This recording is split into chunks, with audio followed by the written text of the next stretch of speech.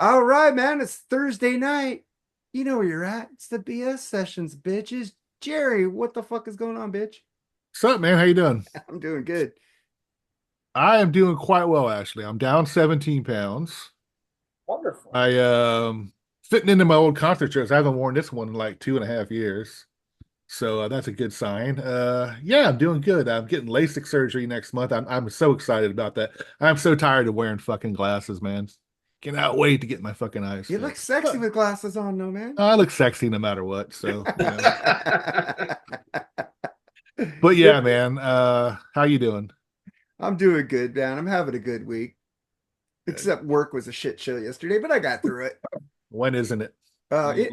Today it was slow because they have that oogie boogie shit, like the Halloween haunt or whatever it is, like Ooh, tonight. I've So always wanted to go to one of those. So people don't come into our park because it closes at 6 for that, so it's a little slower. But the days after, tomorrow's going to be a shit show. Everybody's going to be in tomorrow. It's like Yeah. everybody wants a fucking corn dog. It's like fucking A.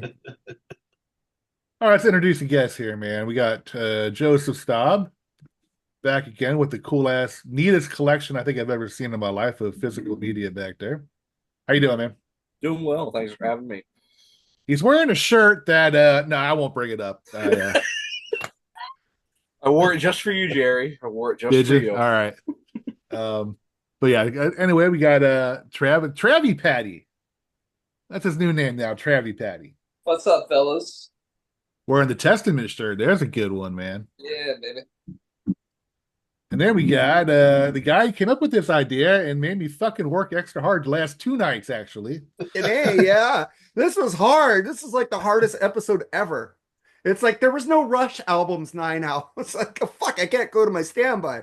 And that's Al Horta from the Be Cool to Be Cast Out podcast and the Black Spinner Circle podcast, man. How you What's doing? up, fellas? Good, Yeah, good, good, man. yeah, I always have to come up with stupid topics, think outside the box. You know what I mean? Nah, they're good. I think they're awesome. Yeah. I'm just joking. It's just always hard because there's so many great Right. options. I figured Yeah. since it's September, it's the ninth month of the year, and you know, it's flying by this year already. It seems, No shit, man. uh, It really is. and I figured, let's pick, top 11 albums that have 9 tracks, man. Yesterday we did a show on Black Spinner, like band's Nine. ninth album, so there's Yeah. a nine theme, between yesterday and today. So, but like yesterday, was kind of cool. Like Andy kind of pushed the ninth album thing. He was like, yeah, what's kind of interesting, like, a band that is nine albums into their career is pretty far into their career already. It So, is. I mean, who's releasing good albums by their ninth album? You know what I mean? Right. So it made you think. But then now today, it's like, yeah, nine tracks on an album is kind of like an oddball number. It's kind of you got to really kind of think and look. You got to look, to your collection or whatever. Yeah. Like, what the hell has 9 tracks, man? And surprisingly, man, it was, I mean, I didn't go too crazy, but what I did was I just thought of my favorite bands. And I looked through their catalog and That's what I whatever, did. That's what I did you too. know, and some of the albums are actually like my favorite albums by them, or like in my top five, like really, really great albums, man. Mhm. So I was like, that was kind of my criteria, the way I did it to kind of choose. So I just kind of went to my go-to bands and just look through the catalog. Oh, what has 9 tracks? Yeah, and Rush does not have an album with 9 tracks. So surprisingly, there will not be a Rush on my list tonight in March Yeah, as I know. well. I was So going, what can you talk about my favorite band tonight? That sucks. it's all right, man. You don't have to talk about them every week But anyway. I got some bands in here I know you guys didn't pick. And I got bands in here that you probably could have I picked. And there's I bands think that I left off for you guys, so you guys yeah, can have it. I I got think a some lot. interesting choices here. I got some interesting choices. Mm. I think a lot of the ones that I picked are just kind of they're going to be well-known albums and stuff. But I had to pick them because I loved the album, so I wasn't going for like kind of like let me pick the most fucking obscure like thing here and there. I didn't really go that route. So No, I love all these albums. I listen to all these albums still. yeah. So So that's my idea, and thank you guys for having me on and doing this. So Yeah. You always have a guest in the back behind you every week too. I noticed. So, Kitty, kitty, kitty. yep. That's Amara. That's my female cat. Sawyer is around here somewhere. He'll creep in later, I'm sure. So Yeah. Baby. so we're gonna go. I guess I gotta pick the order here. Yeah, we got to We do gotta the go through the BS first. first. Oh, let's do the BS. You guys go And ahead. we'll come do back your to you. thing. Yes, I'm Mark Alden Taylor. I got the BS as always. And Jerry, you brought this up, man. JD Southerner died. JD Souther. Yeah, we Souther. talked about that a little bit last night. I mean, talented dude, wrote some hits for the Eagles. Yeah, I mean, Jackson I think he was Brown like- too, right? yep. He's only like 70, I think, right? Was he 70? I Or didn't check his younger. how old he was. But yeah. I mean, 72, 73, somewhere. oh, was around. he? Okay, yeah. I mean, he wrote like New Kid in Town, Ooh. Best of My Love. I mean, he's co-wrote a lot of Eagles hits, man. And he's a talented songwriter, man. It's a shame we lost him, man. He's Yeah. pretty much been going under the radar. He hasn't really talked about much. I knew who he was as soon as you in said our it. in our groups. In our So, music nerd groups, yeah, we know I who want, he I is. wanted to bring that up. Yeah, rest in peace, dude. Joseph, any thoughts? I mean, yeah. I mean, I mainly know him from his contributions to the Eagles catalog, and that's something that I really always find a really underappreciated part of the Eagles catalog is how they really maximize their use of outside songwriters. Because I mean, Jackson Brown had a hand in writing a lot of those early Eagles songs. Take it JD easy. Souther, they really kind of maximized their kind of the people around them helping write those songs. I mean, of course, they were great songwriters themselves and they were contributing a lot to their albums, but they also had a lot of really great outside songwriters that made those albums as good as they are. And I think that, I mean, just from some of the songs that Jerry just mentioned, I mean, what an amazing songwriter JD Souther was. I mean, New Kid in Town alone, but I mean, everything else that he did with the Eagles and on his own. I mean, just a fantastic songwriter. And that's definitely too young of an age to pass away. So, I mean, rest in peace. I mean, I'm always going to enjoy those songs he wrote with the Eagles. So, Actually, I'm looking here. You see, he was 78. oh, So okay. Oh, okay. Oh, That's yeah. a not little older, yeah. He was pushing 80. So, yeah. Thoughts on him, Al? I can't really. I mean, you guys already touched it. He also wrote. I think he wrote for Linda Ronstadt and yeah. Those guys were all in a circle. They were all in that California kind of yeah.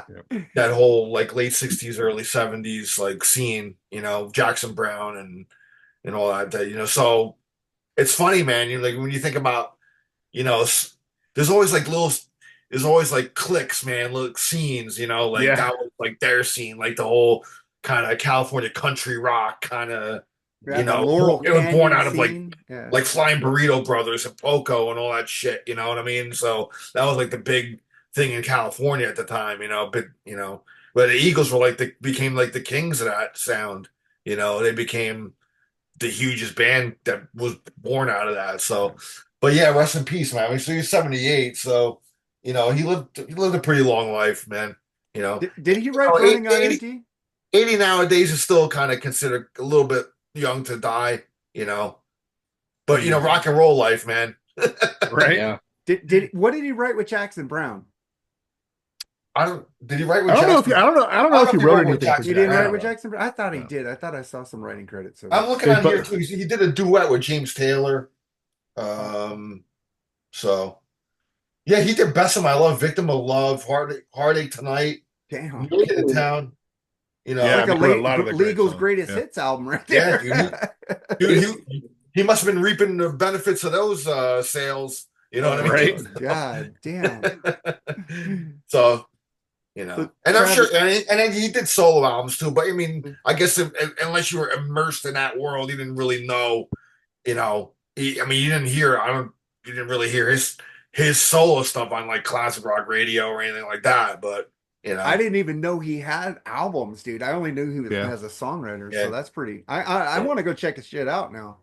Yeah, so it looks like he co-wrote Best of My Love, James Dean, New Kid in Town, I love Jewel and James Dalton Dean. and Heartache Tonight were the ones you Dude, All amazing James Dean is songs. one of my favorite songs by them. I love And that fucking album. and he On the also Border. wrote Heart of the Matter for Don Henley. Oh yeah, Oh, I knew he dude, wrote another something big with one. Don Henley too. Heartache Tonight's such a banger. I love Yeah. it. I didn't realize Bob Seger co-wrote that song. Oh, What are you I talking didn't know about? that either. Heartache Tonight. No way. Mm-hmm. Yeah. Incredible, man. Uh-oh. What the fuckery? Here he comes. All right, Travi, Patty, what do you think about JD Southerner? I think that sucks, man. And I'm a huge Eagles fan. I'm also a huge Jackson Brown fan. I know a lot of hard rock metal fans can't stand Jackson Brown, but yeah, they love make Jackson up shit Brown. about him beating Daryl Hannah, but that's I not the love true it. story. I love his songs. I love his voice, and I just But with that said, great songwriter. Rest in peace. I love a lot of those Eagles songs. I grew up listening to a lot of those Eagles songs, so those are forever a part of my life. So rest in peace. Hey, Chris, can you hear us? We can't see you. No. All right, so we'll move on from this when Chris gets in here, man. JD, man, like you. Oh, I can't say anything. It's like greatest hits album with the Eagles. It's like James Dean is one of my all-time favorite songs, but I just love that fucking song. Too fast, fucking too young to die. Bye. That's a great. Is that from On the Border? Mm-hmm. Yeah, that's my That's- second. Yep. That's my second favorite album from them, besides The Long Run. I like On the Border is my first one. I love that fucking album. I love the title track. Well, Good Day in Hell. Good Day in Hell. That's a heavy Eagles song. I even right like there. Old 55. That's my favorite Cool, song. 55. That's my I favorite love that. song on that. Great Already fucking Gone song. is an FM classic. Yeah. Hell That yeah. was actually Old 55 was actually who originally did that? Oh, geez, what was his name? I cannot think for the life of me. What song? What Old song? 50, Old 55. It I got the guy's name right here in my head. I can't. He did a version of it too, and I don't think it's nearly as good as the Eagles version. No, and hats off to Vince Gill, man. He did that live a few years ago. He nailed it, dude. He did Tom really Waits. good. Tom Waits. Tom Waits, that's the guy. Yeah. Oh, I can't stand that guy's voice. But man, Good Day in Hell, I'm gonna go down in flames. That's some dark stuff, man, from the Eagles. It sounds like a happy song. Oh, but dude, it's On the dark. Border, they got You're in Some Trouble, Boys. Somebody's listening in their phone calls. That's kind of like what's happening today. You're in some trouble, but we know where you've been. It's like, damn, fucking A. But let's get to something. I gotta bring this up because we do sports on here. Oh. Like this is just history in baseball. I'm sorry. I gotta fucking Shohei Ohtani hit fucking 3 home runs, stole 2 bases. He's the first. Well, he was the first 40 fucking whatever. Now he's the first 51 fucking player in baseball. That is fucking history. Whoever got that ball is a fucking millionaire. Fucking A. I wish I was in Florida. Fucking caught that fucking ball. All 6 of their fans. Maybe one of them had. Oh, dude, everybody was. Dude, there was more Dodger fans than fucking Marlins fans. It was like they were going to show MVP. They were fucking. I was listening to it on the radio on the way home. I go, oh my god, he did not just hit a 3rd home run. I was like, I didn't get to see it, but I heard it. I heard the call. I'm going to say something, Mark, just to piss you off. Fuck you. Oh, look who joined us here. I don't care if he hit 50 and stole 50 bases. If he's a designated hitter, he shouldn't win MVP. He should win MVP. Half the game is playing in the field. No, Probably go ahead to the casinos afterwards. he brings fans into the fucking seats in every fucking stadium. That is an MVP right there, man. Chris, can you hear us? Yeah, can you hear me? Yes. Yep. Yes. Holy fuck. It's a miracle, ladies and gentlemen. Oh my God, technology works. It does, man. Oh my God. Oh. He said, buy a Mac, everybody. Buy a fucking Mac. It'll be easy. No problem. You're a creator. Buy a Mac. Let me tell you, early reviews, not that good. All right. Anyway, I don't want to interrupt the conversation. It's a completely different fucking world than a regular PC. Oh God, I've never ever had it. I've never had a thought of unaliving myself ever in my whole entire life until right now. For fuck's sake! Oh my God. Anyway, what's up, gents? What's going on, dude? We were just talking about JD Souther, and we went to Shohei Ohtani, what he did today. Tani. I mean, I have beef. I have beef. I think. I mean, Lindor got injured, so it kind of fucks it up a little bit. But I think DH is getting. They should get severely penalized for being DHs. Dude, he's been a pitcher before. Come on, he could do Not this both. year. So if Hey, he did that in the pitch- playoffs, he might pitch. See, Oh, last year I was all over him being MVP because he did both and he was dominant at both. This year, and I don't want to take anything away from DHs. I think like Edgar Martinez should be in the Hall of Fame. Yeah, I think, agree like, with you. You know what I mean? Like I think they're valuable pieces, but when you're weighing them against like it's just the same thing as like I remember 1988. Darryl Strawberry clearly should have won the MVP, but he didn't because Kevin McReynolds had similar numbers, and then they kind of siphoned off of each other. Same thing here. I think that if you take two players that have similar numbers and one's a DH and one's a field player, the field player should get more of a nod. That's just how I feel. Yeah, but this is just remarkable what this guy is doing this year. He's incredible. He's the best player. You can't take that away from him, man. This is something you've never seen in baseball. This was baseball history right here, man. Yeah, not Today. trying to. Shohei is all time. So I'm not trying And to he's take a very away. humble guy, for one thing. He's very humble, man. I love that guy. I didn't want him at first because I didn't want to pay him all that money. I said we could get like 10 players for that price. But the fucking guy deferred his fucking salary, man. He's a team player, man. I like him. It's not just that. He's the best player in baseball. So Yeah. What do you think All about it? Al, do you have anything about Shohei? Are you a baseball fan? No, it's cool, I don't really have anything to say about it, to be honest with you. Okay, I know Travis doesn't. He's not a no. Yeah, so Jerry drinking your I ultra. give two shits. He was My on the team's been- Reds. my team- You fucking love My him. team's been eliminated since the All-Star break. So I don't like the Dodgers anyway, so fuck them. I don't like the Reds. Fuck the big red machine. They can fuck Good. off. Yeah. And the St. Louis Cardinals and the Giants. Hey, the Giants were eliminated today. So that makes me happy. But I'm worried about the fucking Padres. We're coming in for a 3-game series. Only a 4-game lead on them. That's pretty. And they I got think me and pitching. Chris are. I think Chris is a Mets fan, right? Yeah, his Mets are Yeah, doing great. I'm a little shocked by my team this year. I don't even know what to deal I with. am. Like, I am too. I am too. low key terrified to buy into this on any level after what the Rangers did to me this year. I'm just like between the Jets and the Mets, I might actually have my second thought of unaliving myself. So they Dude, the Rangers had a great fucking season, dude. Come on, man. they did. But I bought in hook, line, and sinker, man. Hop all the way. Hey, You man, know how- you know how- that was a good fucking series. You know dude.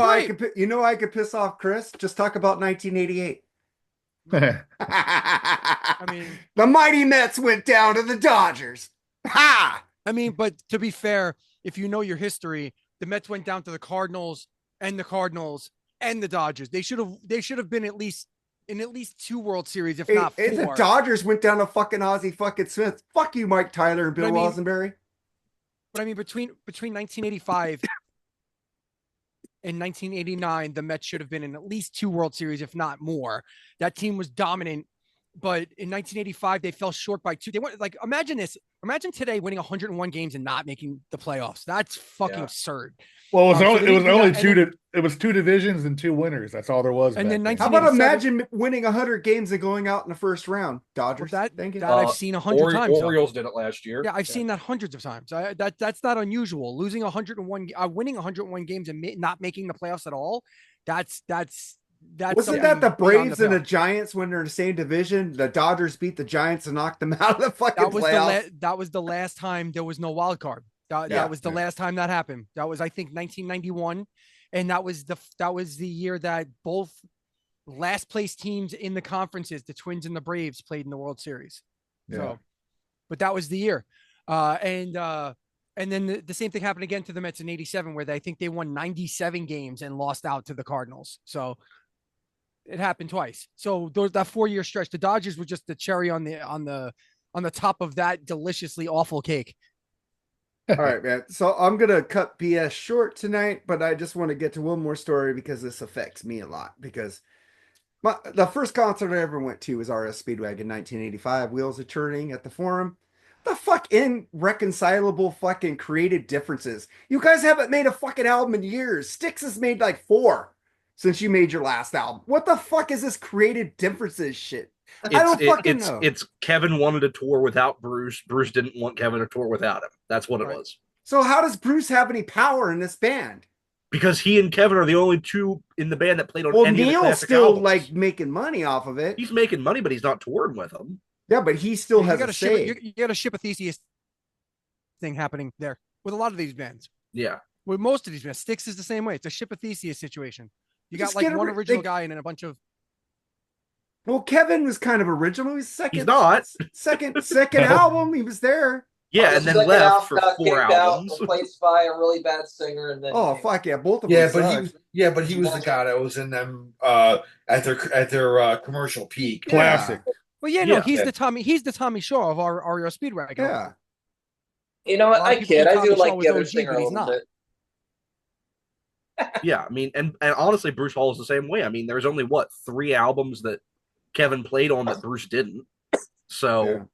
it's not like it was like, I mean, like you said, Neil would be the tie-breaking vote, and so I just Right. think it was one of those things where Neil just didn't want to deal with it, and Kevin and Bruce weren't playing nice. I Yeah. mean, That's weird honestly, because of I thought of those all two the loved bands, each though. other, man. I thought those two loved each other. It's I weird. mean, of all the bands, I'm not that upset that they're the ones that are not touring anymore. Honestly, if it's a choice between them and like Styx or a lot of those other similar bands from that era, I am AOR not. crew. Yeah, of like the AOR crew that's still touring, I'm not that upset that it's REO that's the one that's stopping touring. No, Styx is the top of the line of that group. So Yeah, I agree with you. I love both of them, man. I love. I mean, in both terms Styx of the and way Orange they sound Speedwagon. now, I'm not talking about in general. I mean, people like Yeah. or dislike Styx. That's fine. I'm talking about just in terms of all these bands. I've seen them all, and over the past 5 years, and Styx hands down buries all of them. Well, Like, Styx is still I creative. don't know, man. REO Say Speedwagon's been sitting on their what hands. you want about the new Journey. The new Journey still Nope. fucking is awesome live. they sound fine, but Yeah. to be fair, Arnell is significantly younger than any of the people we're talking about here. Yeah. to be fair, that he's also losing it a little bit lately too. So. Arnell looks kind of weird Well, because fucking Neil Sean just tours relentlessly and just pushes. He does. Yeah, That's now. how he Those gray Well, so does those gray Styx. hairs are coming. That's out. how he destroyed. Yeah, but Styx can split vocals. True. That's true. Good. You know, point. I mean that. Neil that- Oh, that's- I mean, that's why they Dean, bought Dean Dean back. Castronova sang a few of their songs. Yeah, absolutely. He's So- got that gold digger wife. He has to pay the Journey credit cards for. You He's know. gotta what a play fucking them what a solos, shit baby. what a joke, man. I mean, I think Jerry got pushed out because of that. Yeah. You know, Yeah. he just toured so much that just destroyed his voice, man. Yep. You know, didn't give the guy a rest. Neil's You know? Neil's got to. And then you wonder why Steve Perry ain't coming back. Neil's Yeah, got to right. play. Neil's got to play his solos, baby. I still think he's wailing away on "Who's Crying Now." Jesus Oh, yeah. Christ! God, that's one of the most overrated Journey songs. Oh, I I hate actually that never song. liked that song. I yeah. hate that Brian, song. I hate the live version. Yeah. I love that song. I have never in my life seen one man play so many guitar solos during a show. I think I- Mother I- Father is I- awesome. I guess Oh, I'm the the Father's guilty. amazing. I'm the guilty party because I love Who's Crying Now. I like that song. Who's I like the crying now? song. Who's crying now? And Send Her My Love. I just think. Oh, I are- love Send Her Oh, My Happy Send Her My to- Love is one of my I love Send Her all-time My Love. favorite songs. Uh, Wow. And Garbage. Al, you posted my favorite Journey song a couple days ago, "Stone in Love." That's I a love that fucking song. Yeah, That's That great. song was Jerry- that song was originally called "Stoned in Love" because I heard the story. Neil came to fucking Steve and said, "Man, I'm stoned and I'm in love." One of the best guitar solos ever caught on tape. Love Oh, I that. agree. So Yeah, question it's for question for Mr. Jerry then. Do you like ballads or is he like an anti No, ballad? I love that. I love Faithfully. I love Okay. Open Arms. I love Okay. Mother Father. You It's just that don't like those two songs. I like fucking what are those two ballads off Raised on Radio? Fucking Why Which can't one? this night go on forever is amazing. I like none of them. what was I the love fuck? Grace on Radio. Come on, what are those What- two songs? Come on, the sing hits. singles? on them. Girl Yeah. Can't Help It. Girl Why can't help it. and Why Can't She's This Oh, Night Go On mine. I'll be all right without you. Why can't I'll this be night all go right on with forever? that. I like those. Without you. Yeah, I love this song. You know? Fucking great. But Fucking feeling that way in any time, man. Yeah. I don't know. Well, What yeah. would you call that? A ballad? Lights, No. Lights is a Dude, beautiful no. hard Lights. rock ballad. Yeah. Lights. I mean, I love fucking Journey. Dude. As They're one much of as my I love favorite bands. Frontiers and Escape and Raised on Radio, that you can't beat the Greg Raleigh years at all. No, Oh, those are the best, man. No, the I pre agree. Perry You got dual era was vocals. Oh, awesome. I love Raleigh with Perry better than Raleigh without Perry though. But I do Oh, like I those love Raleigh Oh, yeah, albums. of course. I love those It, Raleigh you know, albums. it's kind of like a Scorpion situation. Like, my favorite era is the Uli John Roth stuff, but my favorite album is Love Drive. Same with Journey, where my favorite's the Greg Raleigh stuff, but my favorite Journey album is the popular one, Escape. Right. Yeah. Who All right, are they going to go on tour with? Scorpions were going to go on tour with someone I just read. I don't know. I'm Well, not sure fucking that. what's his name? Matthias is having problems. Yeah, he fell down some stairs. Yeah. I don't mean to laugh, but Oh, that's that's really not funny. That's God, a shit way, no, it's a shit way to go, man. That really is. I mean, I hope when I fall down, like I hope when one of you here, I fell down the Well, hey, stairs and hurt CC myself, you DeVille laugh. turned out just fine. He played a solo too, right? But let's get to one last story because I think it's funny. Delta Airlines is reminding prospective flight attendants that they must wear proper underwear to their interviews. No casting couch shit here. What? Stupid. I What kind of guess world do we live they in? were seeing their underwear. I was gonna say, do they have somebody like lying down on the floor? Is there an watching the girls go inspection? by I guess I don't know. Yeah, Go really. work Their for- G go work- strings were showing. I don't know. Go work for Pan America. You're allowed to know. Right there, you go. All right, man. So that's our BS, man. So with Jerry, What? well, let's kick it over to We're go- Al, man. We're gonna turn it over to Al. He is in charge of the show tonight, man. Shock me! Oh, sorry. You were turning it over to Al. Oh, you put it the kiss? How did you bring? There's the obligatory kiss shit. There you go. Somehow we went from I made us go from Ario to Journey. So yeah, That's fine. I like this shit. we always Quite take the right turns journey. here. All right, man. So we're gonna do the top 11 albums with 9 tracks. We're gonna go Jerry, Chris, Trav, Joseph, Mark, then me. In Okay. honor of my birthday month. What up?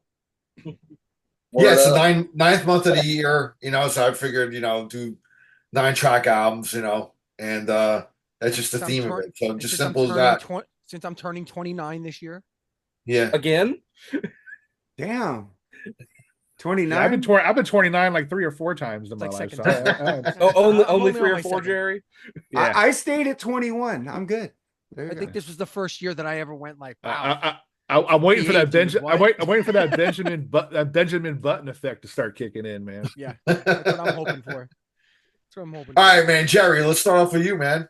All right, I'm gonna start with a total fucking banger, dude. April 2nd, 1981, the Great Jefferson Starship with Modern Times, dude. Woo, Fucking I love that outstanding one. album, dude. Find Your Way Back is one of my favorite songs of all time. I love that fucking song. I love Mickey Thomas's voice in that one. The whole album's good. Free, the title track. What else is on? Save Your Love Love. on there. Yeah. Fucking great tunes, The man. best Great solo album, dude. ever on Yeah. that song. Oh, I love Save Your Love. Yep. Great. Yeah. Yeah, Greg Chiquita, man. He's actually you don't really hear his name messed up, but He's has a some jazz pretty guy good now. man. He's Yeah. doing So jazz. underrated. But yeah, I love that album. That's my favorite era of Jefferson, Starship, Airplane, whatever the fuck. How many names they've been called? I'm a big- That was what, 1981 that came out? 1981. Yep. I'm a big fan of Jefferson Starship. I love all the eras. Marty Balin era, and Oh, I love Marty Balin too. He just Yeah. died a couple years ago too, actually. like, one of the first albums I bought with my own money was Red Octopus. I found it at Yep. this CD store that no longer exists. Amazing, but Modern Times Rule. I love that album. We I did was a real- review on Freeforms. Check it out. Really good. I was really into them when they were called Bozo's Booby Bonanza. Huh? No, that wasn't them, huh? Oh, sorry. No. Great Slick. We're going porn here. All right. Dude, Grace Slick is one person that I would love to fucking just Yeah. hear stories for like hours. Dude. Grace Yeah. I Slick thought you were is going to a- go a different direction here with that. I got to be honest. I because thought you were said gonna say you wanna fucking fuck her. and fucking. I thought you were too. And that Back might in the be- day, hell yeah, I would. No, and honestly, that might be Absolutely. my fault because I recently just so somebody released like a lost type of like I'll send it to you if I could find it again, but it was like a lost like photo spread of Grace Slick, and it wasn't anything it wasn't anything scandalous. It was just her being her, like in the late 60s, early 70s, and I Right. never even thought of her as like an attractive woman. She was just a badass singer to me my whole life. Yeah. And then it was like this whole story about how she wrote White Rabbit and all that. And I was like, wow, I'm like, she was like stunning. She was stunning. Like she wasn't even hot. She was beautiful. It was incredible. Yeah. So anyway. Oh, one great thing about her that man, that almost landed her in jail for life was when she was invited to the White House. She almost put a ton of LSD into Richard Nixon's tea. That would have been cool. Tricky Dick. Dude, you know what? I am not a crook. They all talk about rock. I am on drugs. We all talk about rock and roll badasses, man. Grace Slick is Absolutely. Oh One of the God, I best. would like her. Grace and Slick Lita is a Ford, badass her and Lita motherfucker. Ford, man. I would like to hear some fucking sex stories from Lita Ford. I think she's been talking about it lately. Like Nixon would have been all like, why do I see Russians here right now? Dude, Why are there Vietnamese here now? No, Rich. Grace Slick is cool as can be, man. She is. Yeah, awesome. I agree. All right, Redbeard. Oh, what's up? All right, so mine is a brand new. The album's not even out a year. It came out on my birthday last year, 2023. The album is called Yes and it's by a band called 68, a duo out of like Atlanta, Georgia area, headed up by Josh Stogan, who you might have heard of from Norma Jean or The Chariot. They are. They're labeled, their genres are punk rock and noise rock, but they're not that. Like they noise are noisy. rock. They Is that are a new one? No, that's been around a long time. I never heard of it. I mean, Sonic Youth is noise rock. So they are. I like Sonic Youth. Absolutely. Yeah, me too. But this band, first off, they're a duo. There's only two guys. Nico Yamada might be one of the greatest drummers I've ever seen. Their performance style is incredible. I'm going to see them live in October. They're opening for Protest the Hero, and I'm super fucking amped about that. But they kind of have like this southern swing to them, but they also have like a Nirvana feel at times too. They're just incredibly dynamic and interesting. If you want to look for something that's a little, I don't know, it's not so noisy that it's off-putting. I could be off-putting because I don't know, it's not clean singing at all. So if you're into any kind of like grating loudness, 68 might not be for you. However, if most of us in this room are at least rock fans, hard rock fans, and a lot of us like metal, I know like Joseph does for sure. I know Al has dabbled in some metal. I don't know Travis very well, but I assume he's wearing a Testament shirt. So I don't like metal. No, I'm not saying No, that. Mark, you don't. I'm just saying. I'm just saying though, but I've never heard you or Jerry say anything about anything that has any kind of aggressive vocals whatsoever. Really? Pantera? Yeah. Gonna watch the show last night. Yeah, Pantera. Gonna watch the show last night. But I mean, Pantera to me, like if Butcher Babies. Okay, there you go. Well, now you're speaking about something else. I I've like never the heard you Butcher say it. Babies. Okay, I've never heard. I like what's that band you got me into? Let's not start down this road. All right, go ahead. Go for it. But the point that I'm making is that like whenever I say someone like, "Hey, do you like heavy music?" and they say Pantera, to me that's like, "Oh, do you like rock?" Yeah, I dig. That's like picking the low hanging fruit, man. Yeah, exactly. Yeah. I like Butcher Babies and another band. Oh, come on, Arch Enemy. We discussed back. We discussed. Do you like and rock? forth Yeah, I like Blink 182. Our love and hate don't for like Slayer. Blink-182. We discussed our love and hate for Slayer a few times. That's true. We Chris. have. They I should have forgot. known. I forgot. My bad. And I'll My bad tell you for what, excluding you with- for being lame. I'm sorry. With Chris's pick, I saw 68 open for Korn and Alice in Chains like 5 years ago. How fucking And sick are they, dude? Amazing. Oh And my I had god. so much respect. Their drummer was wearing a Frank Zappa Hot Rat shirt, and I was like, Oh. okay, that's Now they wear suits. massive respect. Now they wear suits, and it's great because like at the end of the show, the drummer will take. I mean, the guitarist will put his guitar down and play like he'll play like this loop, and then he'll put it through with a pedal, and then he'll dismantle the drummer's drum set while he's playing it. It's fucking hilarious. It's just great. Go check them out. They have whole sets on YouTube. They have I think like 4 albums out, but this one has 9 tracks. And it's their newest album, and it's fantastic. They're just a good fucking band. They're just really dynamic and interesting, and I hope they pick up because I would hate to see them go away because they're so good. I don't know about All 68, but I know about 69. Okay, let's see. Dudes. All right, Travis, what do you got, bro?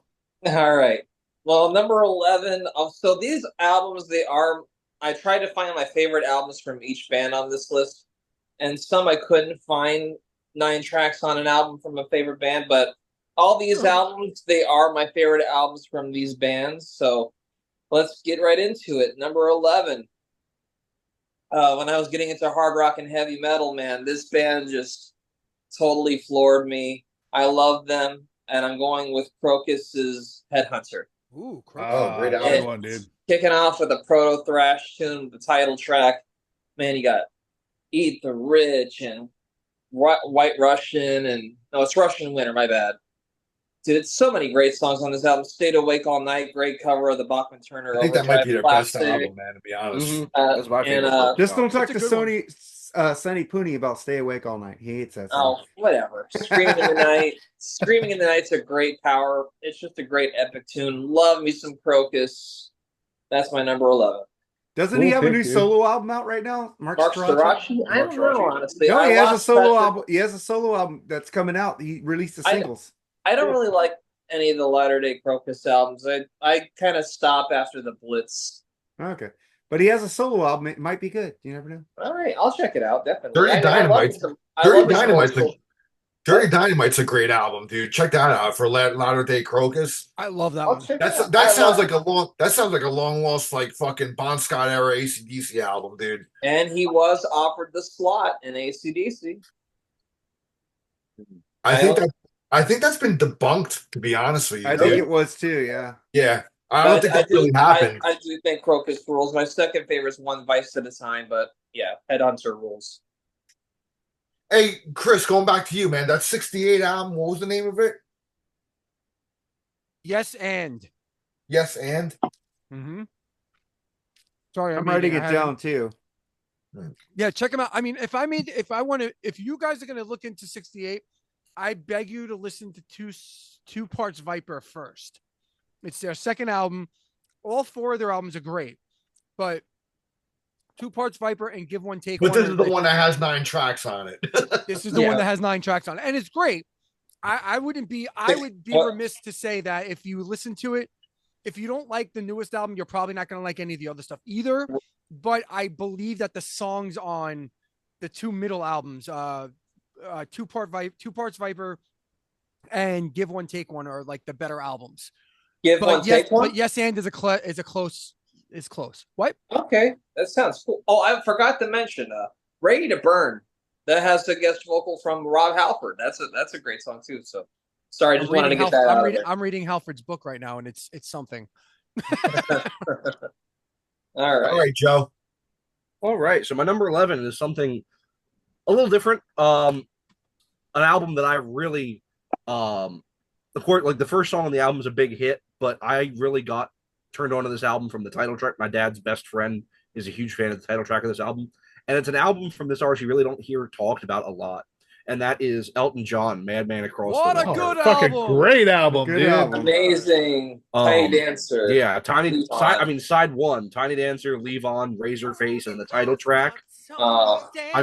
Perfect side, but then you get side 2, Indian Sunset, Holiday Inn, Rotten Peaches, All the Nasties, and Goodbye. I mean, this is one of my favorite Elton John albums. It has such a different sound for him. It has there's a lot of orchestral elements on here. The actual like arrangement of a lot of his band is a little stripped back compared to what it would be on some later albums, but you got like a string section on a lot of the songs, and it's just really great songwriting on here. It's my favorite of his early albums before you get into like the kind of like Glam. the kind of like Goodbye Electric Road era, that sort of stuff. This is my favorite of his early albums, but just a phenomenal album. Yep. That's a great one. I love Leave On. Leave On, so beautiful. It's a sad song, but I love it. All right, cool, man. Mark, what do you got, bro? I'm gonna go for a band we talked about in BS. I think this is like their metal album. 9 Lives, REO Speedwagon. Woo! Like it even has 9 in the title. I'm gonna pull a Mark. I knew you would pick that, so I didn't pick it. Heavy on Your Love, baby. Fucking Heavy on Your Love. Fucking great fucking album. Fucking love it. One of my favorites. And they look all like metal on the cover with some chicks on the cover with them. I don't think they ever had chicks on the cover except for that album. You know, it's pretty cool. High Fidelity. Well, that was one chick, but they had chicks. They had chicks, plural. I got plural. It. It's gotta be plural. That's chicks. A killer album, man. Meet Me on the Mountain. Oh, yeah, man. Fucking love that album. So that's my number 11, REO Speedwagon, 9 Lives. All right, cool. Yeah, my number 11. I think this album is actually celebrating anniversary today or yesterday or something. I'm going with Triumph, Allied Forces. Man. Yeah, man. Nine tracks on here. It's got the classic Magic Power, Fight the Good Fight. Those are the 2 big radio songs on here. But the title track, Allied Forces. Allied Forces Rules. I think that opened up a lot of their shows. You know, back when they, when after this album came out, I think that was the opener for a lot of their shows. Fool for Your Love. So I mean, it's a great Ordinary album. Man. It's That's just probably that's probably A Hot Time in the City Tonight. It's probably their highest selling album, probably their most popular one. Oh, definitely. Yeah. It's kind of like that and Just a Game. That and Just a Game. Right? Well, Never Surrender was a bad album. Come on. More on that album later. That might show up on a few lists. Yeah, I might be talking about something about Triumph 2 later. So. That's my number 11. Triumph Allied Forces. So we'll go to 10. Jerry. All right, I am going to go there. I picked it because it's my favorite band, but I had to put a Styx album in. But I had Kilroy was here, man. 9 songs. Really? Had to put it on there. It's my favorite band, so I had to put one of their albums on there. Is that the only one of their albums that has 9 tracks? Yeah. No. I checked them all. No. Are you sure? I am. Was it Crash the Crown? No, I'm joking. Well, I would have picked that bio anyway. I'd rather hear it. But you picked Kilroy was here. Over Crash of the Crown? Absolutely. I would pick Kilroy was here over Crash of the Crown as a whole. Oh no! Thank you, Chris. Listen, I think Kilroy gets a bad rap. I like Kilroy. I played only Heavy song- Metal Poisoning last night. That song rules. The only song off of Kilroy that I can literally live without would be Don't Let It End, and that's only because I've heard it a gazillion fucking times. It's because I sang it as a kid until it was like worn out on the thing. So yeah, that's the only reason. But Kilroy's got some bang. Dude, Double Life is a badass fucking song. That is a good song. Cold Just Get Through the Night. Great. Yeah, I love Haven't We Been Here Before. Yeah, Haven't We Been Here Before? It's a beautiful song. What's it called? Cold War is a great tune. Heavy Metal Poisoning is good too. Yeah, the only song High Time can be a little corny, but it's still not a terrible song. It's not a bad album. It just gets a bad rap because of the tour and the subsequent events. Because of Mr. Roboto. Everybody makes fun of Mr. Roboto. But that's not a bad song either. I love that song. That's a perfect pop rock song. Hey man, I love that. I love that 15-minute movie they did. Besides its rampant racism, it's a fucking wonderful song. Mr. Roboto, it came on the radio today. My wife and I were getting into it. With our daughter in the car. And I was just thinking, I was listening to the lyrics. I'm like, dude, it's so fucking relevant. Now, Yeah, absolutely. Too much technology and all that shit. And just kind of, dude, it's what's fucking going on now, dude. Maybe if Tommy Shaw wasn't on coke, it would have been a better album. No, it wasn't a bad album. It was just I'm just joking. It was a poorly conceived. Well, when you start the show off with 20 minutes of just fucking acting, the crowd is gonna get fucking bored, and especially when you're filling up stadiums and arenas like tours before, and you go to little theaters all of a sudden too. Well, and not make any money off that. And not just that, you weren't that band. I mean, even though they had some really deep conceptual prog music, even within their hit albums like Pieces of Eight and Grand Illusion and things like that, when you show up and you're leading with Babe, Best of Times, Rockin' the Paradise, and then all of a sudden you whip out 20 minutes of conceptual rock music, get the fuck out of here. I would have been pissed too, and I love that shit. So unless you're Genesis back in the 70s and 80s, you ain't pulling that shit off. What was that album by Dream Theater that really sucked? The Astonishing. Thank you. Okay. I love how we all knew exactly what he was. I saw that tour too. I like one. I heard the tour was amazing. I heard the tour was great. It was. That album sucked. I heard it came off better live. Yeah, it did. It did actually. I actually have quite a bit of. With visuals and everything, it came off better. I'll tell you what, it says a lot that is one of the only tours of the last 30 years that they did not do a video for. Yeah, it's true. It's true. And and I have a lot to say about this album because I've amended my feelings on it. So I won't go into it too deeply, other than to say it is no longer my least favorite Dream Theater album. Let's just say that. Oh, so it's mine. Well, no, actually, the first one without James LeBray, that's my least favorite Dream Theater album. Oh, that's a great album. I don't like songs it. on there are fucking dope. It's okay. It's just not my thing. Go ahead and look up all those songs with Labrie singing, and you'll have a different opinion. Yeah. Probably. Well, yeah. I mean, they kind of sprinkle it throughout a lot of their live albums. They Yeah, play they usually play play It's like every Bruce song or two. Dickinson singing Blaze Bailey songs are way better. I think they've played every one of those songs live at some point. Pretty much. So- Pretty much. From what, the first album? Yeah. I All do right, like well- Moment. I like Moment of Betrayal. That's the only song I like on that album. On When and Dream and Day Unite? No, on The Astonishing. Oh, I like Moment of Betrayal. That's a good song. I mean, That's without getting too deep into it, the long and the short of it is that the major fatal flaws on that record are too much Jordan Rudess and too much James Labrie. It's that simple. Well, like And Ian Labrie's Watley says, And it's Labrie- too long. Well, and Labrie, yeah, it's woefully too long. But Labrie's performance is actually really good. it vocally. is. It's just But the the problem- sound effects they put on an album is fucking horrible. Like, No, the problem is that he's a one note type of singer. He's tremendous at being James Labrie, and that's about it. But when you put him in a position where he's going to play 6, 7, 8 parts, no, it gets lost. It gets lost. And then if I have to hear one more piano interlude from Jordan Rudess, I may unalive myself. That's the third time. Trifecta. No more talking about it. You might like what Ian Watley calls him. He calls him Jordan ruined this. So there you go. A lot of Dream Theater fans feel the same. Yeah, but the way. problem is he said that about Metropolis, and that's sacrilege. Oh, that is a great song. That is a fucking great song. Yeah. No, the album Metropolis. Oh, I love that album. Jordan Rudess wasn't on the song Metropolis. Yeah, I know. whoever says Scenes from a Memory is not a good album, I trust your judgment. Let's just say that. I love that album. Yeah. Anyway, All right, Chris, you're number 10. Well, sticking with the progressive and the conceptual prog thing, I went with a band out of England, not the Ying. Actually, I think it's the band that's probably going to take up the mantle for Dream Theater when they leave, and that's Haken. The album Affinity, their 4th album, which probably is my favorite overall album from them. The last 2 were pretty. The last 2 or 3 were really good. They've hit like this. I don't know, like this runway, but like 2016's Affinity, there's a song on here called 1984. I think that's what it's called. I always get it 85 or 84. I always get it confused. 1985. Sorry.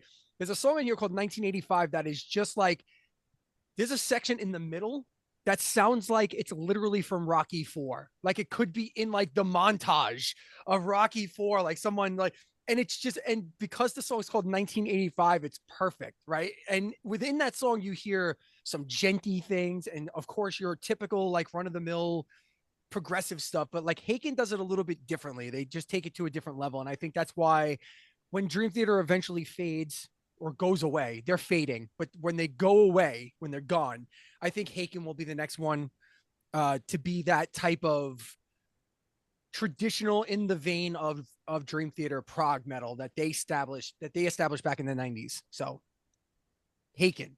I enjoy some Haken. Good. You're really good. It took me a bit to get over the singer. I didn't love the singer at first. And then after about, I don't know, it took a few albums, but I finally got into them. I think it was this album in 2016 that kind of turned the page for me. And also on this album. Sorry, go ahead. No, you're cool, Travis. No, I'm sorry, my bad. What's the album that's like completely yellow? I forget what that's called. Is that the latest album? It was either Virus or Virus. That's it. That's the one I got. That's the one I got into. I like that album. Yeah, they did. Oh, they did. Vector was the red one, and Virus was the yellow one. It was like a back-to-back type of thing that they did. Yeah, Virus is really good. And it's funny that Virus came out in 2020, but had nothing to do with the virus. It was right. Preconceived, like it was already written before that even happened. So weird coinky dink, but that's my. I love that word. Well, that's like Accept writing a song called Pandemic before the pandemic happened. Exactly. Funny thing, actually, Eddie Trunk, when I used to listen to him during the pandemic, like the first show he did while the pandemic was happening, he played Accept Pandemic. I'm in the process of creating a video that's going to absolutely eviscerate Eddie Trunk because I'm tired of him. Thank you. Me too. I'm just tired. I'm just tired of hearing you talking about going to Japan. I used to hear you talk about everything. I used to like. That's all I used to like that guy, but man, he just pisses me off now. He got old. He got old and he's desperate to be relevant, so he just says shit now. I'm tired of piss people hearing. off. He's a good friend of mine. He's a good friend of mine. He's a good friend His of mine. two- Who his two cares? We co-hosts- know.